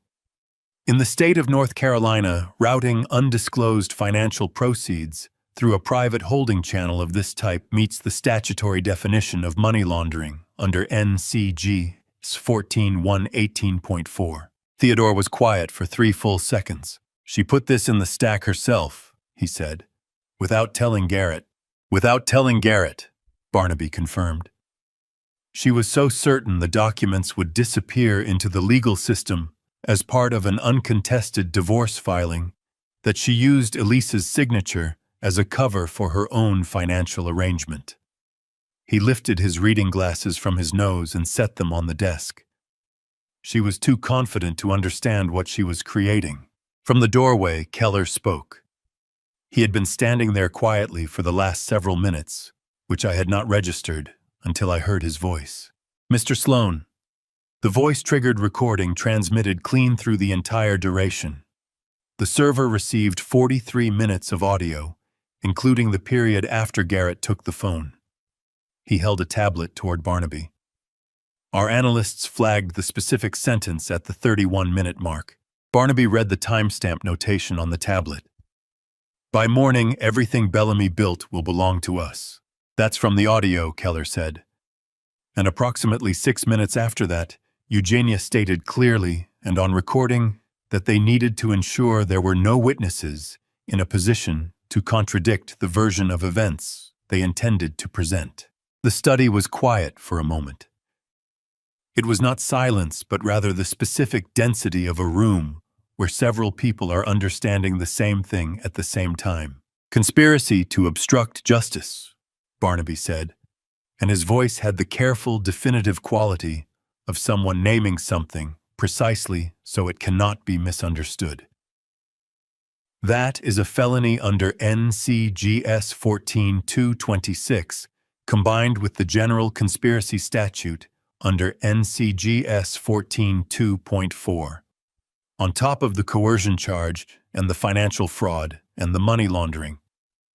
He began organizing the documents into separate categories on the desk, each stack representing a distinct legal track. "Theodore, we file everything the moment the Buncombe County Courthouse opens. I want a complete case file assembled tonight." Theodore looked at his watch. "You have 7.5 hours. "I need 4, Barnaby said. "The other 3.5 are margin." I stepped out of the SBI vehicle at the gate and walked up the stone path toward the house. The study window was lit warm and steady against the dark exterior. Through the glass I could see Barnaby bent over the desk with his reading glasses back on, Theodore standing to his left with his arms crossed. Stacks of paper arranged with the systematic precision of 2 people who know exactly what they are building and how long it will hold. I stood outside that window for perhaps 30 seconds. 30 years of law enforcement teaches you what a closed case looks like. Not a finished case, a closed one.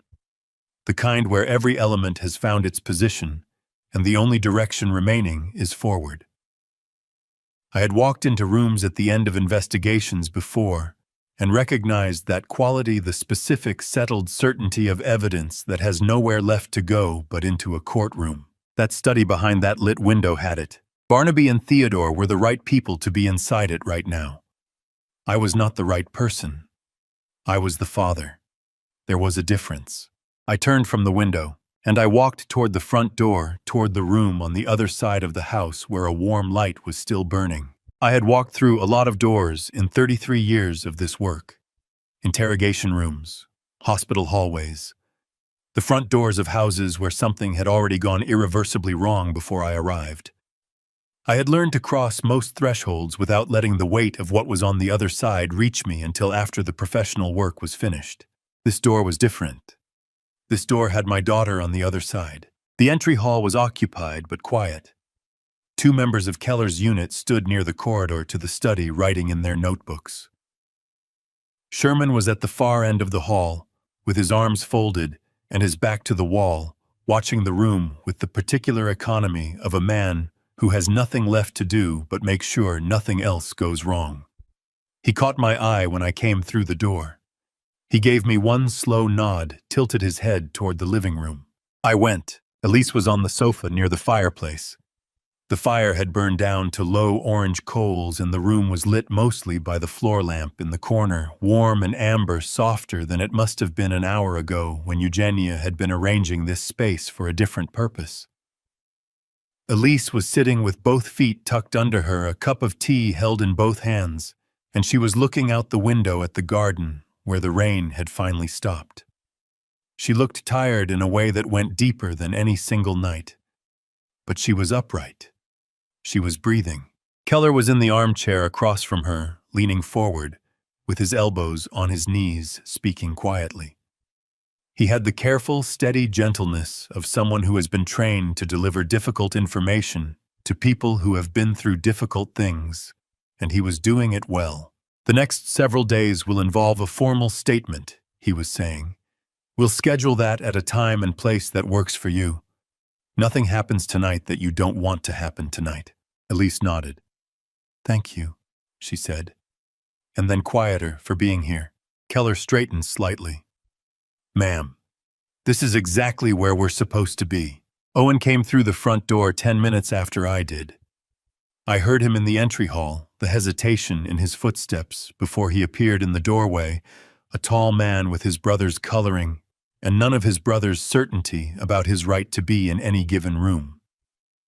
He looked at Elise, and his face did something complicated and honest that no rehearsed expression could have produced. His jaw worked. His hands opened and closed at his sides. I should have called sooner, he said. His voice was unsteady. I knew what they were planning, and I told myself stories about why I didn't have to say anything, and all of those stories were wrong. I'm sorry, Elise. I'm genuinely sorry. Elise looked at him for a long moment. She pulled in a slow breath that moved her whole frame. You called when it mattered, Owen, she said. That's not nothing. His eyes went red at the rims. He pressed his lips together hard and nodded once, not trusting himself to say anything else just then. Dolores appeared briefly from the hallway, carrying the tea tray back toward the kitchen.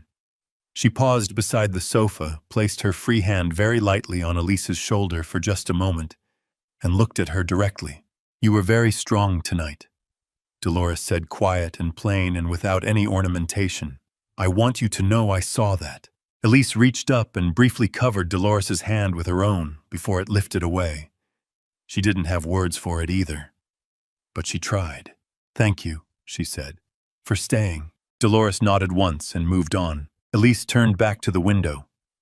The garden outside was still wet, the grass catching the lamplight from inside, and the sky above the roofline had the particular cleared quality that follows long rain.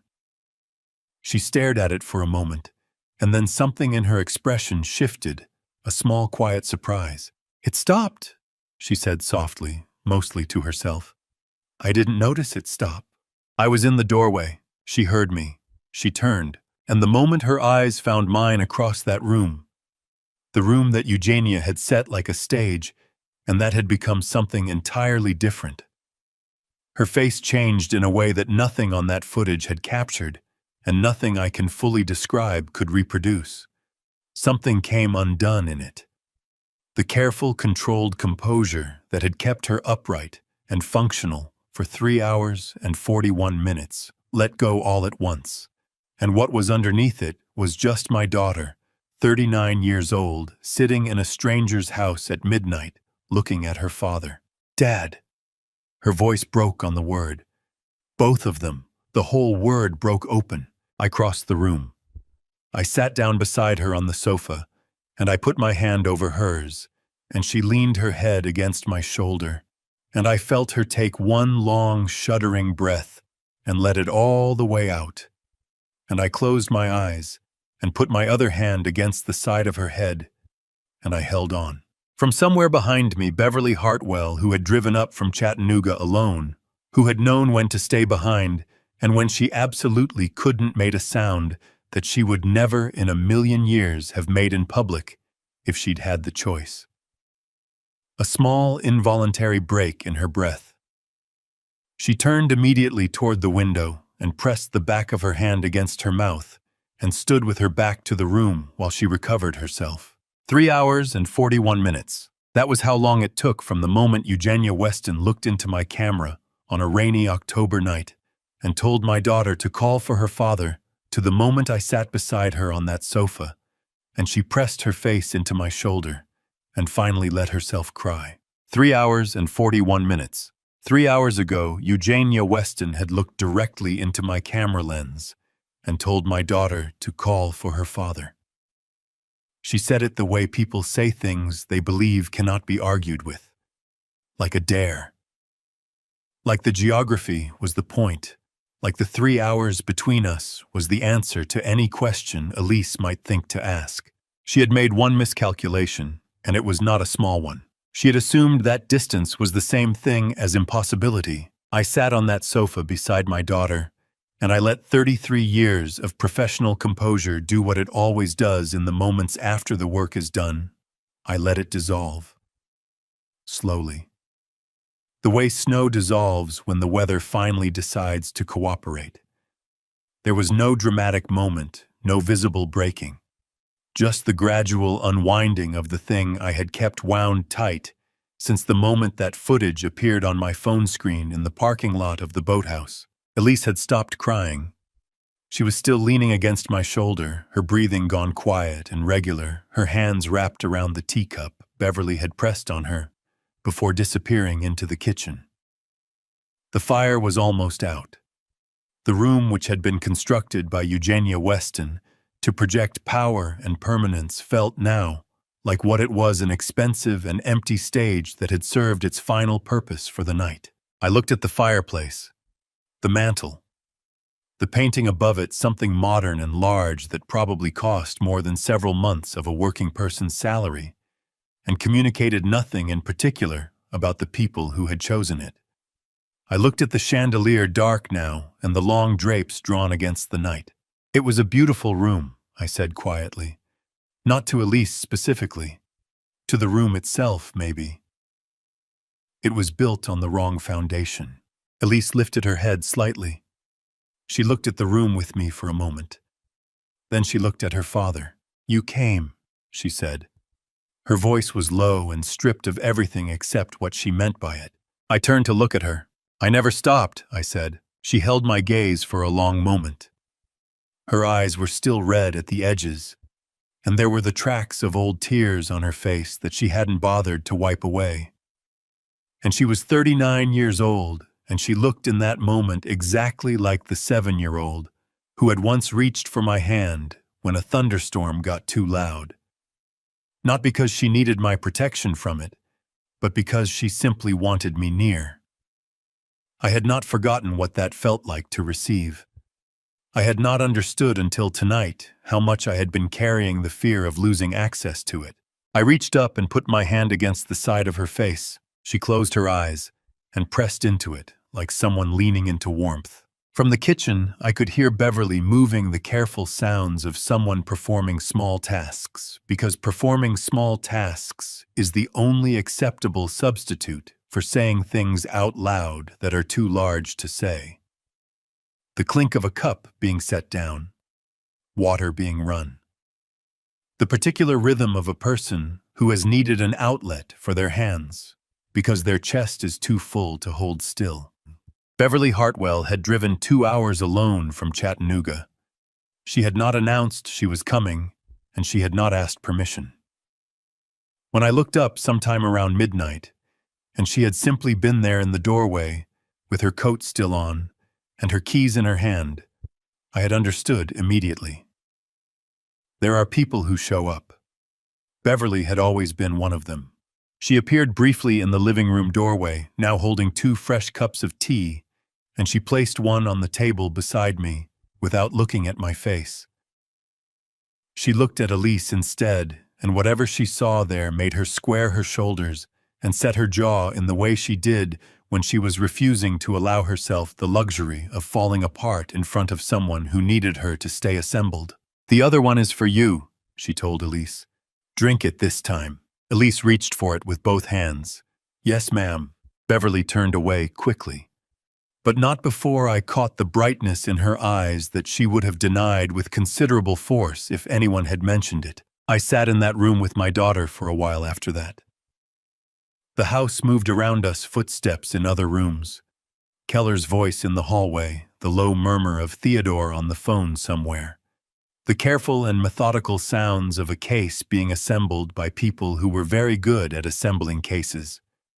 But in the living room, in the particular pocket of quiet that had formed around the sofa, there was just the 2 of us and the dying fire, and the things that did not need to be said, because they had already been demonstrated beyond any possible doubt.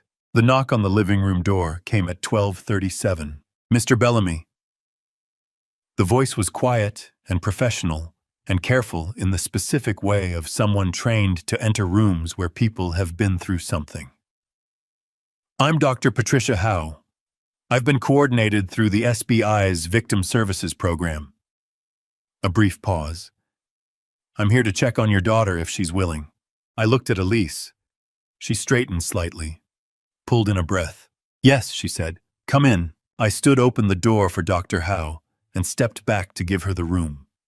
She was a composed woman in her mid-50s, carrying a medical bag and moving with the unhurried efficiency of someone who had done this many times and understood that the best thing she could offer in these moments was steadiness. I watched her take the chair across from Elise and open her bag. I watched Elise's posture settle into something less guarded as the 2 of them began to speak. Before I could let myself rest, there was one more thing that needed to be done. The last piece of the record. The thing that would make everything that had happened tonight permanent, in the only way that mattered. Asheville, after rain, is a particular kind of clean. I had noticed it before. Over the years, the way the mountain air clears after a long night of it. How the light comes through differently in the morning, sharper and more honest, like the sky has made some decision overnight and intends to follow through. Standing at the window of the 3rd-floor hallway at Mission Hospital at 7:30 in the morning. Watching that light come up over the ridgelines east of the city, I thought that I had never been more aware of it than I was right then. There are mornings when you find yourself in exactly the right place to notice the light properly. This was one of those. I had sat in hospital hallways before. 33 years of this work will put you in a considerable number of them. I had sat in them waiting for coroner's reports, waiting for colleagues to come out of surgery, waiting for family members to finish identifying people I had found. I knew the particular acoustic quality of those hallways, the smell, the specific flatness of fluorescent light at 3 in the morning. I knew what it was to sit in one when the thing on the other side was beyond your power to alter, no matter how well the work before it had gone. I knew that specific weight clearly. This hallway did not have it. I had never sat in one waiting for good news instead of bad. That part was new.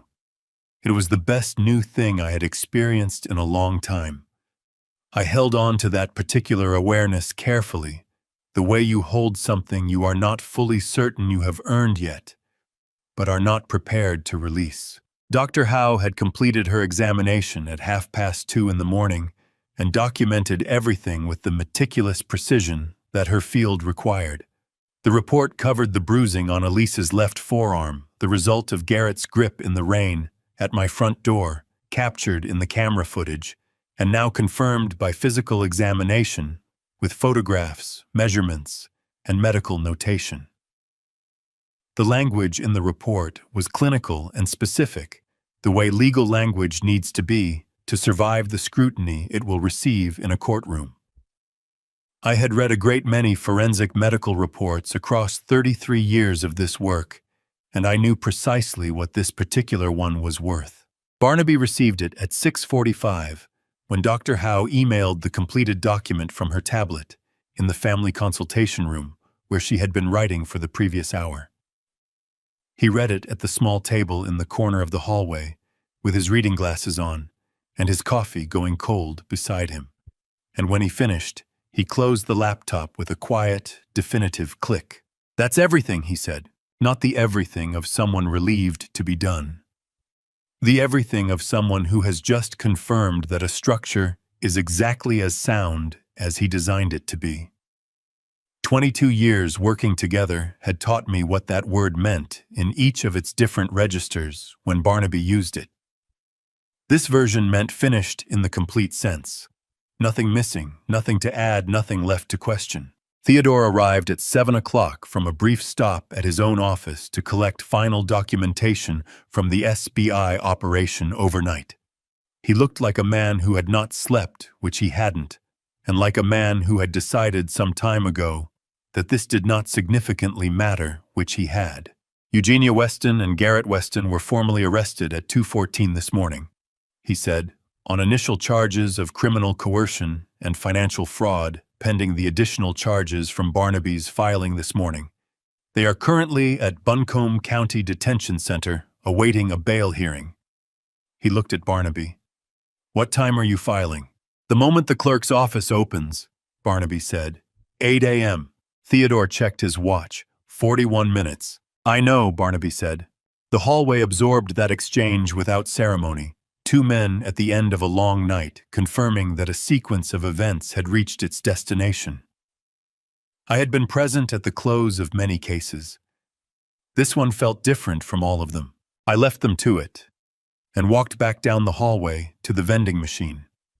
It was the kind of machine that hospitals install in hallways when they want to offer coffee without committing to the idea that the coffee should be good. I got 2 cups out of it anyway, and I carried them back to the row of chairs near the window, where Elise was sitting with her legs pulled up on the seat and a blanket from the nurse's station over her shoulders, watching the same ridgeline I had been watching a few minutes before. I handed her one of the cups and sat down beside her. She took a sip, made a face. "That," she said, "is genuinely terrible." "Yes," I agreed and drank mine. We sat for a while. The hallway moved around us, early shift nurses coming on an orderly with a cart. The ordinary organized motion of a place that does not stop for individual situations, no matter how significant those situations feel from the inside. The morning light was strengthening through the window. The ridgeline was going from gray to green. Elise turned the cup slowly in her hands. "It's over, isn't it?" she said. It came out as a statement more than a question, the way you say something out loud that you have been turning over privately, testing whether it still holds when it has to travel through air. I had heard that particular quality in a voice before, the specific sound of someone asking the world to confirm something they need to be true, because hearing it said aloud is different from carrying it only inside. I looked at my daughter in the light of that hospital hallway, with her hair still carrying the traces of the previous night's rain, and her eyes clear and present and tired, in the particular way of someone who has come through something they will carry for a long time, but who is undeniably on the other side of it. "The hard part is," I said, "the rest is just paperwork." She looked at me for a moment, and then something moved in her face, something that had nothing to do with strategy or composure or the careful management of anything. The corner of her mouth pulled upward, then the other side.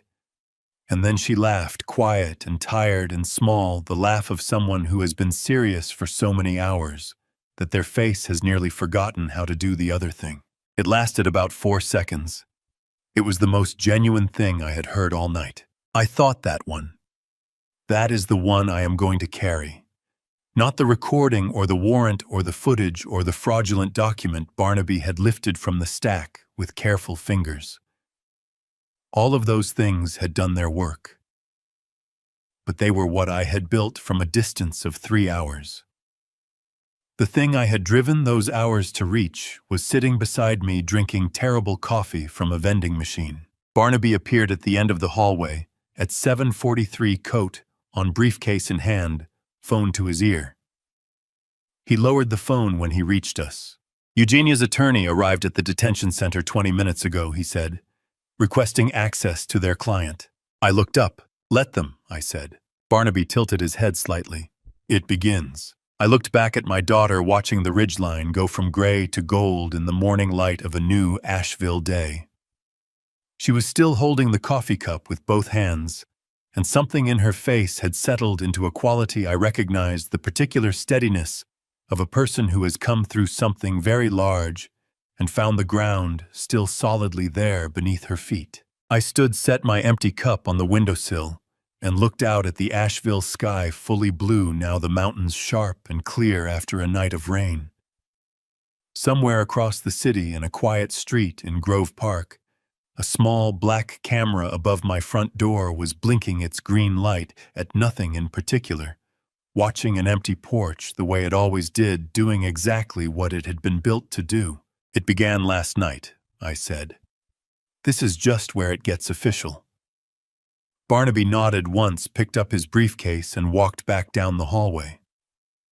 I watched him go, and then I turned back to the window, and the blue sky over Asheville's eastern ridgeline, clean and sharp, and certain the way that sky always is after a long night of rain. In the weeks that followed, people asked me the same question in different ways. Former colleagues, neighbors, 2 journalists who found my address and left notes in my mailbox that I never answered. They all arrived at the same territory, eventually circling it from different angles. How did you know? How were you that prepared? How does a 70-year-old retired detective sitting in a restaurant in Tennessee on a Friday night have every piece already in place before the question is even asked? I always gave them the same answer. I was not prepared. I was paying attention. There is a difference between those two things, and it matters more than most people realize. Preparation implies a specific outcome anticipated in advance, a blueprint drawn for an event you have already decided will occur. What I did was something more ordinary and considerably more uncomfortable. I paid attention when something in my daughter's voice told me the temperature of her life had changed, and then I sat with that information until I understood what it required of me. 3 weeks before the night of October 14th, Elise called me from Asheville. The call lasted 22 minutes. She talked about the weather and a restaurant she had recently tried, and a book she was nearly finished reading, and whether I had replaced the porch light that had been flickering since the previous spring. She asked all of it with the careful naturalness of someone filling a conversation with exactly the right amount of content, so that no single part of it draws too much attention. I had spent 33 years listening to people talk around the thing they most needed to say. I recognized that quality of language immediately. The morning after that call, I sat down with Barnaby Sloan in his office on Merriman Avenue and told him what I had heard beneath the surface of what she said and what I needed to do. Irrevocable trusts in North Carolina require time when they are executed correctly. The documentation must be drafted, witnessed, and notarized. A trustee must be formally appointed and must accept that appointment in writing. The assets being transferred into the trust must move with a complete and accurate legal record at each step. Barnaby told me the process would take between 2 and 3 weeks when done with the care required to withstand any future scrutiny. I told him I had exactly 3 weeks. We had 3 weeks. We used all of them. What the trust accomplished was straightforward in outcome, though the legal structure behind it was not simple. It transferred the entirety of my personal assets into an irrevocable legal structure with Elise named as the sole beneficiary. The Grove Park property, the investment accounts I had built through 33 years of careful saving. A collection of financial instruments Barnaby had helped me build over the previous decade. All of it moved into the trust with documentation covering every element of the transfer. Once those assets entered the trust, I no longer owned them in any legal sense. The trust owned them. Elise was the beneficiary. This distinction matters under North Carolina's equitable distribution law, and it is worth stating plainly. In a divorce proceeding, only marital property can be divided between the parties. Assets received as a gift during a marriage are classified as separate property under North Carolina law. They cannot be included in the marital estate subject to equitable distribution.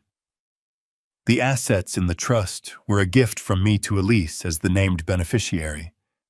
Whatever arguments Garrett's attorneys raised, those assets were not part of any conversation about the division of the marital estate. They had never been part of that conversation. Barnaby had seen to it.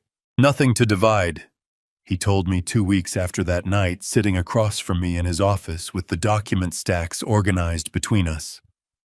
The coerced documents will be declared void by the court contracts signed under duress, are voidable under established North Carolina precedent, and the evidence of that duress is both extensive and beyond reasonable dispute. He closed the folder and looked up. She walks out of this completely protected. He set the folder down. Garrett's attorneys will attempt a fraudulent conveyance argument. The timing of the transfer will be their angle. But the assets transferred were your separate property, not marital assets, and the trust predates any formal legal proceeding by 3 weeks. There is no marital estate claim that reaches it. On the criminal side, the weeks moved with the deliberate momentum of a case where the evidence has nowhere left to go except forward. Theodore reported that the fraudulent profit-sharing agreement Eugenia had inserted into the document stack had opened a financial investigation considerably broader than the events of October 14th. Questions about the origin of the funds being routed through Eugenia's private holding structure, about who else in the Weston financial network had been aware of the arrangement, and about how long it had been operating. The investigation was ongoing. Preliminary hearings were scheduled. Attorneys entered appearances on the record.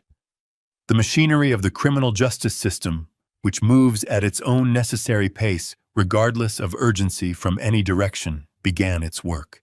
Elise moved into the Grove Park house in the last week of October. We spent a Saturday clearing out the spare room and organizing the front bedroom, where the morning light came through at the angle she preferred. She brought 3 boxes of books, a pair of lamps that were better than mine, and a plant she had been carrying from one apartment to the next for 6 years that looked against all odds remarkably healthy. We argued briefly about the best position for the kitchen table, which was exactly the kind of argument I had been missing without knowing it. Late that afternoon, I found her standing on the front porch. She was looking at the small black camera mounted above the door. The green indicator light blinked with its steady patience, the same light, the same camera doing the same job it had always done, watching an empty porch on a quiet October afternoon, as if nothing had changed and nothing had mattered. "That little thing," Elise said. Her voice was quiet, carrying the weight of something she had been holding for a while. "It saved my life." I stood beside her. "No," I said. She looked at me. "You read every page of those documents under that kind of pressure, and you noticed the paper that did not belong," I said. "You held yourself together in that room for 41 minutes while everything we needed was recording. You made the decision to wear that coat. You trusted a plan that required you to sit perfectly still when everything inside you was telling you to do something else." I looked at the green light blinking above the door. "That camera recorded what you did. There is a difference between those two things, and it is not a small one. She was quiet for a moment. Then the corner of her mouth moved. Okay, she said. We both did pretty well. Yes, I said. We did. 2 months later, a thick envelope from the Buncombe County Clerk of Court arrived in the afternoon mail. It sat on the kitchen table in the December light, with the particular unassuming weight of official correspondence that already knows exactly what it contains and is waiting for you to find out. Elise found it when she came in from her morning run, cheeks flushed from the December cold breath, coming in short white clouds. She picked it up and turned it over in her hands, before she opened it the way you handle something you have been expecting long enough that the arrival feels more like a confirmation than a surprise. She opened it at the kitchen counter and read the first page. Then she looked up at me across the kitchen. Her expression held something I recognized immediately, the same quality of composed steadiness she had brought into that fire-lit living room in Biltmore Forest on the night this all began. Not certainty. Something more durable than certainty. The composure of a person who has already made a decision about who they intend to be, regardless of what the next thing looks like. A trial date had been set, January 2025. Buncombe County Courthouse, 9 a.m. It's real, she said, her voice carrying something that was not quite relief and not quite satisfaction, but had elements of both. It was always real, I said. Now it has a date and a time. That is all a trial needs. She set the letter down on the table and stood looking at it for a long moment. Then she straightened, picked up her water bottle from the counter, and walked toward the hallway. I heard her footsteps on the stairs, and then the house settled back into its quiet January rhythm. The envelope from the Buncombe County Clerk of Court sat on the kitchen table in the winter light. We were ready. We had been ready since the October morning when I sat with Barnaby Sloane and told him exactly what I needed to do and why. 3 months after October 14th, January 2025, Buncombe County Courthouse, Asheville. The building sits on College Street in downtown Asheville, brick and stone, and older than most of the things around it. The kind of structure that was built to communicate that certain proceedings carry weight. I had been inside it many times over the decades, always walking in through the side entrance with a case file under my arm and a working knowledge of exactly where I stood in the proceedings. This time I sat in the gallery with my daughter beside me. It felt different in a way I had not anticipated. Better in a way I had not allowed myself to expect. Judge Caroline Fitch entered at 9 o'clock, precisely a woman in her mid-60s with silver hair and the undemonstrative authority of someone who has been presiding over serious matters for long enough to find theater unnecessary. The bailiff called the room to order. Everyone stood. I had testified in courtrooms for 30 years. Always as the investigator. Always as the person who built the case, walked through the evidence, handed the narrative to a prosecutor, and watched it find its shape in the room. I had sat at the witness table more times than I could easily count under questioning from lawyers on both sides of everything imaginable. This time, when the state prosecutor called me to the stand, in the first hour of proceedings, I walked up as the father of the person who had been coerced. It was the truest version of the same walk I had taken countless times before. It felt, despite everything, like exactly the right place to be standing. I described what I had seen on the footage from my doorbell camera. I described the camera's capabilities, its installation, its recording of the night of October 14th. The prosecutor walked me through each element with the careful, methodical pacing of someone who understands that juries need time to absorb information before it can become conviction. I answered every question with the precision that 3 decades of testimony had built into me, and I watched the jury's faces as they watched mine. After my testimony, the evidence came in piece by piece. The doorbell camera footage played in the courtroom with the sound up. Every person in that room heard Eugenia Weston's voice coming through, clearly through the rain. "Call for your father," See if the old man can reach you from 3 hours away." I watched two jurors in the front row look at each other when that sentence ended. They said nothing, but they did not need to. The voice-triggered recording was admitted. The state's attorney played the relevant section, Eugenia's voice comfortable and unguarded, talking about what needed to be eliminated and confirmed. "By morning, everything Bellamy built will belong to us."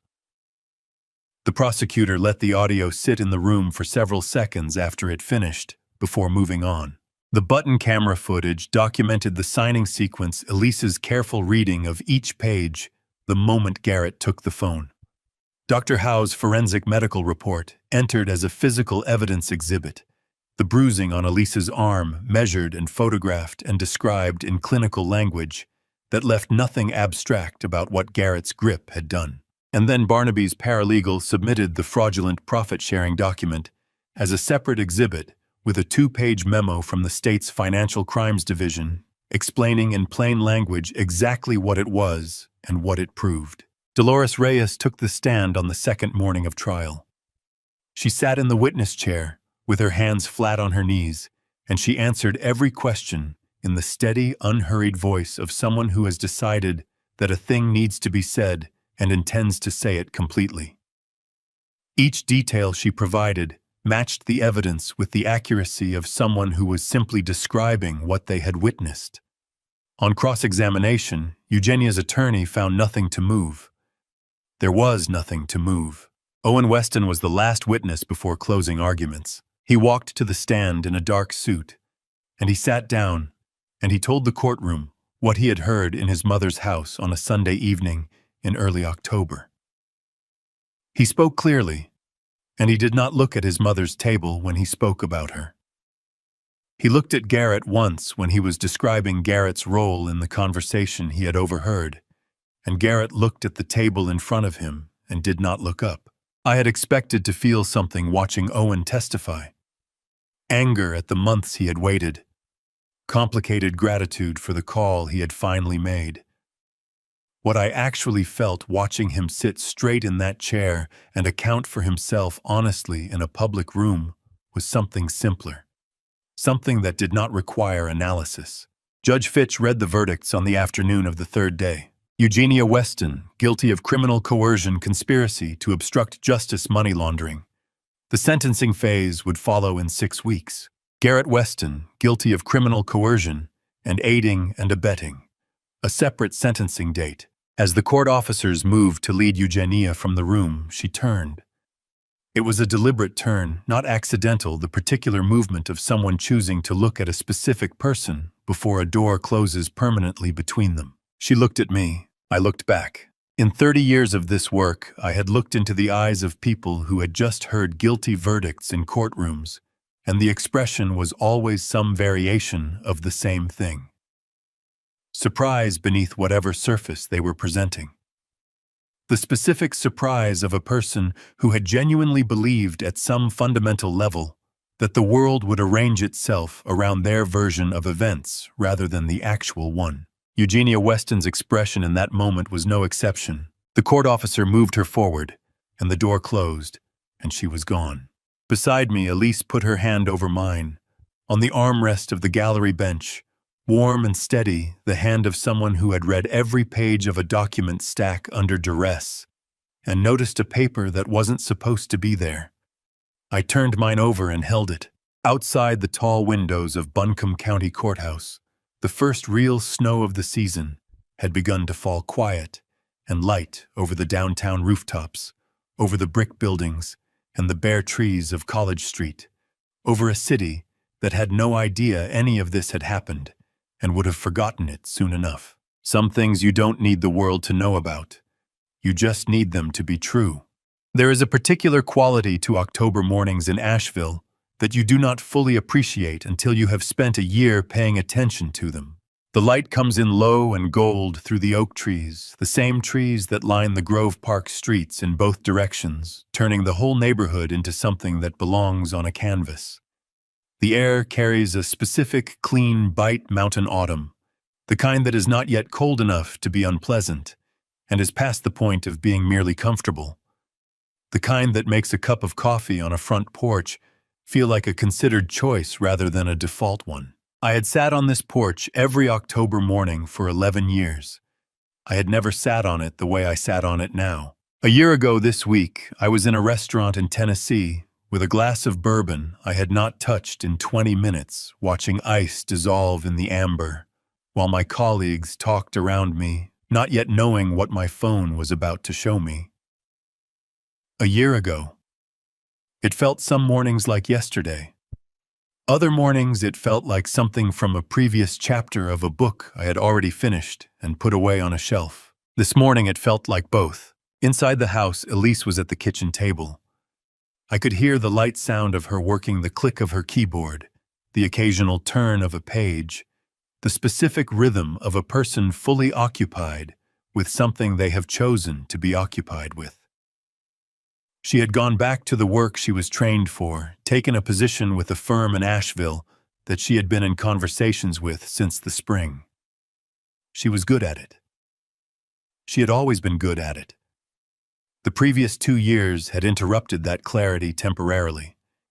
It was restored now. Some things come back. The right ones, given enough time, always do. I thought about the people who had been in those rooms with me that night. Theodore Marsh was still director of the SBI, still carrying the weight of several counties behind his eyes, and still wearing it without complaint. He had become considerably more agreeable about fishing trips since October of last year, which I attributed to the particular leverage that shared experience provides, and which I fully intended to continue using. He was coming to Asheville the following spring. I had already selected the lake.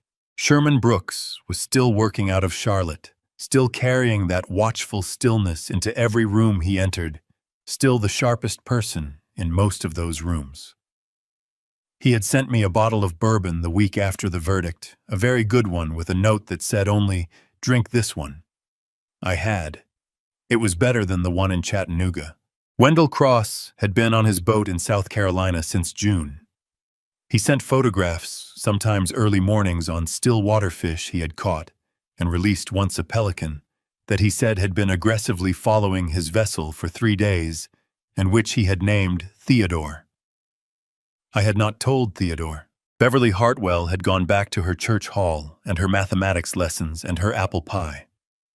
We had made our reservation at the boathouse for next Friday, the 11th annual, the same long table by the window, the same river moving past outside. This year the reservation was for 6 instead of 5. Elise had said yes before I finished asking. Owen Weston had left Asheville in February. He was working in Raleigh now, as far as I understood, something in commercial real estate, which was work he had done for years before everything.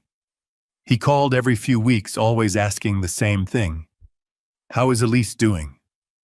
We always gave him the same answer. "She is doing well. Better than well." He always sounded like a man who was receiving something he hadn't expected to be allowed. Dolores Reyes was working for a family 3 streets over from the Grove Park house. I had not arranged it, obviously, and she had not asked me to. But a conversation I had with a neighbor in November had led through the natural movement of information in a quiet neighborhood to an inquiry, and Dolores had accepted the position in December. She was happy there. That was the word the neighbor used when I asked once casually how things were going. Happy. It was a sufficient word. As for the Weston estate in Biltmore Forest, Eugenia's attorneys had attempted several procedural maneuvers before sentencing that accomplished nothing except demonstrating that a very good brief is not the same thing as a persuasive one when the evidence is what it was. She was serving an active sentence. Garrett's was shorter. The divorce had been finalized in March, the coerced documents voided by the court, the marital assets divided under equitable distribution law. With the irrevocable trust intact and Elise's separate property correctly classified, Garrett walked away with exactly what he had brought into the marriage. The front door opened. Elise came out with 2 cups of coffee, not the vending machine variety, which we had both agreed in the hospital hallway deserved a strong word, but the real kind made in the kitchen from beans, she ordered from a small roaster in Weaverville. She handed me one and sat down in the chair beside me and pulled her knees up and looked at the October light coming through the oaks. "You're doing the thing again," she said. "What thing?" "The porch thing, the thinking thing." I was looking at the trees. "You were thinking," she said. "You look different when you're thinking than when you're looking at things." I drank my coffee. "I've been told that before." "I'm sure you have." She tucked her feet further under her and wrapped both hands around her cup. "What were you thinking about?" I looked out at the street, at the gold light, at the oaks, at the small black camera above the front door, green light blinking steady and patient, doing precisely what it had always done. "Last October," I said. She was quiet for a moment. Not the passive quiet of someone with nothing to say, but the considered quiet of someone choosing how to say something. "Me too," she said. "Sometimes." I nodded. "And then I come out here," she said, "and there's coffee, and the trees look like that, and it gets easier to be in this October instead." I looked at my daughter in the morning light. 39 years old, both hands around a coffee cup, watching the oak trees do what oak trees do in October in the mountains of western North Carolina. She was right about the trees. She was right about a lot of things. Eugenia Weston had looked into my camera on a rainy October night a year ago and told my daughter to call for her father, to see if the old man could reach her from 3 hours away. She said it like the distance was the answer, like geography was the end of the story. She was wrong about that. I reached her. 3 hours of highway and mountains, and the specific urgency of a person who has decided that distance is not a factor. I reached her. And every morning after that, every morning, she comes through the front door with 2 cups of coffee and sits down in the chair beside me. In the October light, I am still reaching her. That is what reaching someone looks like. Not one night, not one drive, not one warrant, and one unit, and one iron gate swinging open in the Asheville dark. All of that mattered. All of that was necessary. But what it was in service of what it was all pointed toward was this. This porch, this light, this ordinary, extraordinary morning. The camera blinked its green light at nothing in particular. The Tennessee River, 500 miles southwest, was still moving the way it always had, wide and dark, and entirely indifferent to what happened on its banks, the same river it had been on the night I sat beside it in a restaurant and felt my phone begin to vibrate, and made the decision, the only decision available to me, to answer. I answered. I kept answering. I am still answering. I have been asked what I take from all of this. No document, no signature, no clause is worth more than the person in front of you asking you to trust them. I know this now. I wish I had known it before any of it started. I am not a particularly religious man, but I believe God is in the details in a 3-hour drive, a camera's green light, a daughter who held completely still and gave them absolutely nothing. This is a family story. Like most family story worth telling, it is also about what happens when money enters and trust quietly leaves. Family betrayal does not arrive loudly. It arrives in legal language and careful smiles. And the hardest part of family betrayal is that you rarely see it coming from the people who should have been standing beside you. Don't be like me if you recognize the signs of family betrayal, early act on them. Don't wait until the papers are signed. Don't mistake silence for loyalty. Don't let a family story like this one become yours before you're ready to fight back. I got lucky. Not everyone does. If something in this story stayed with you, leave a word below. Share it with someone you think of when you hear the word trust. If you haven't subscribed yet, do it now. What comes next is worth staying for. Thank you for being here all the way to the end. It means more than I know how to say.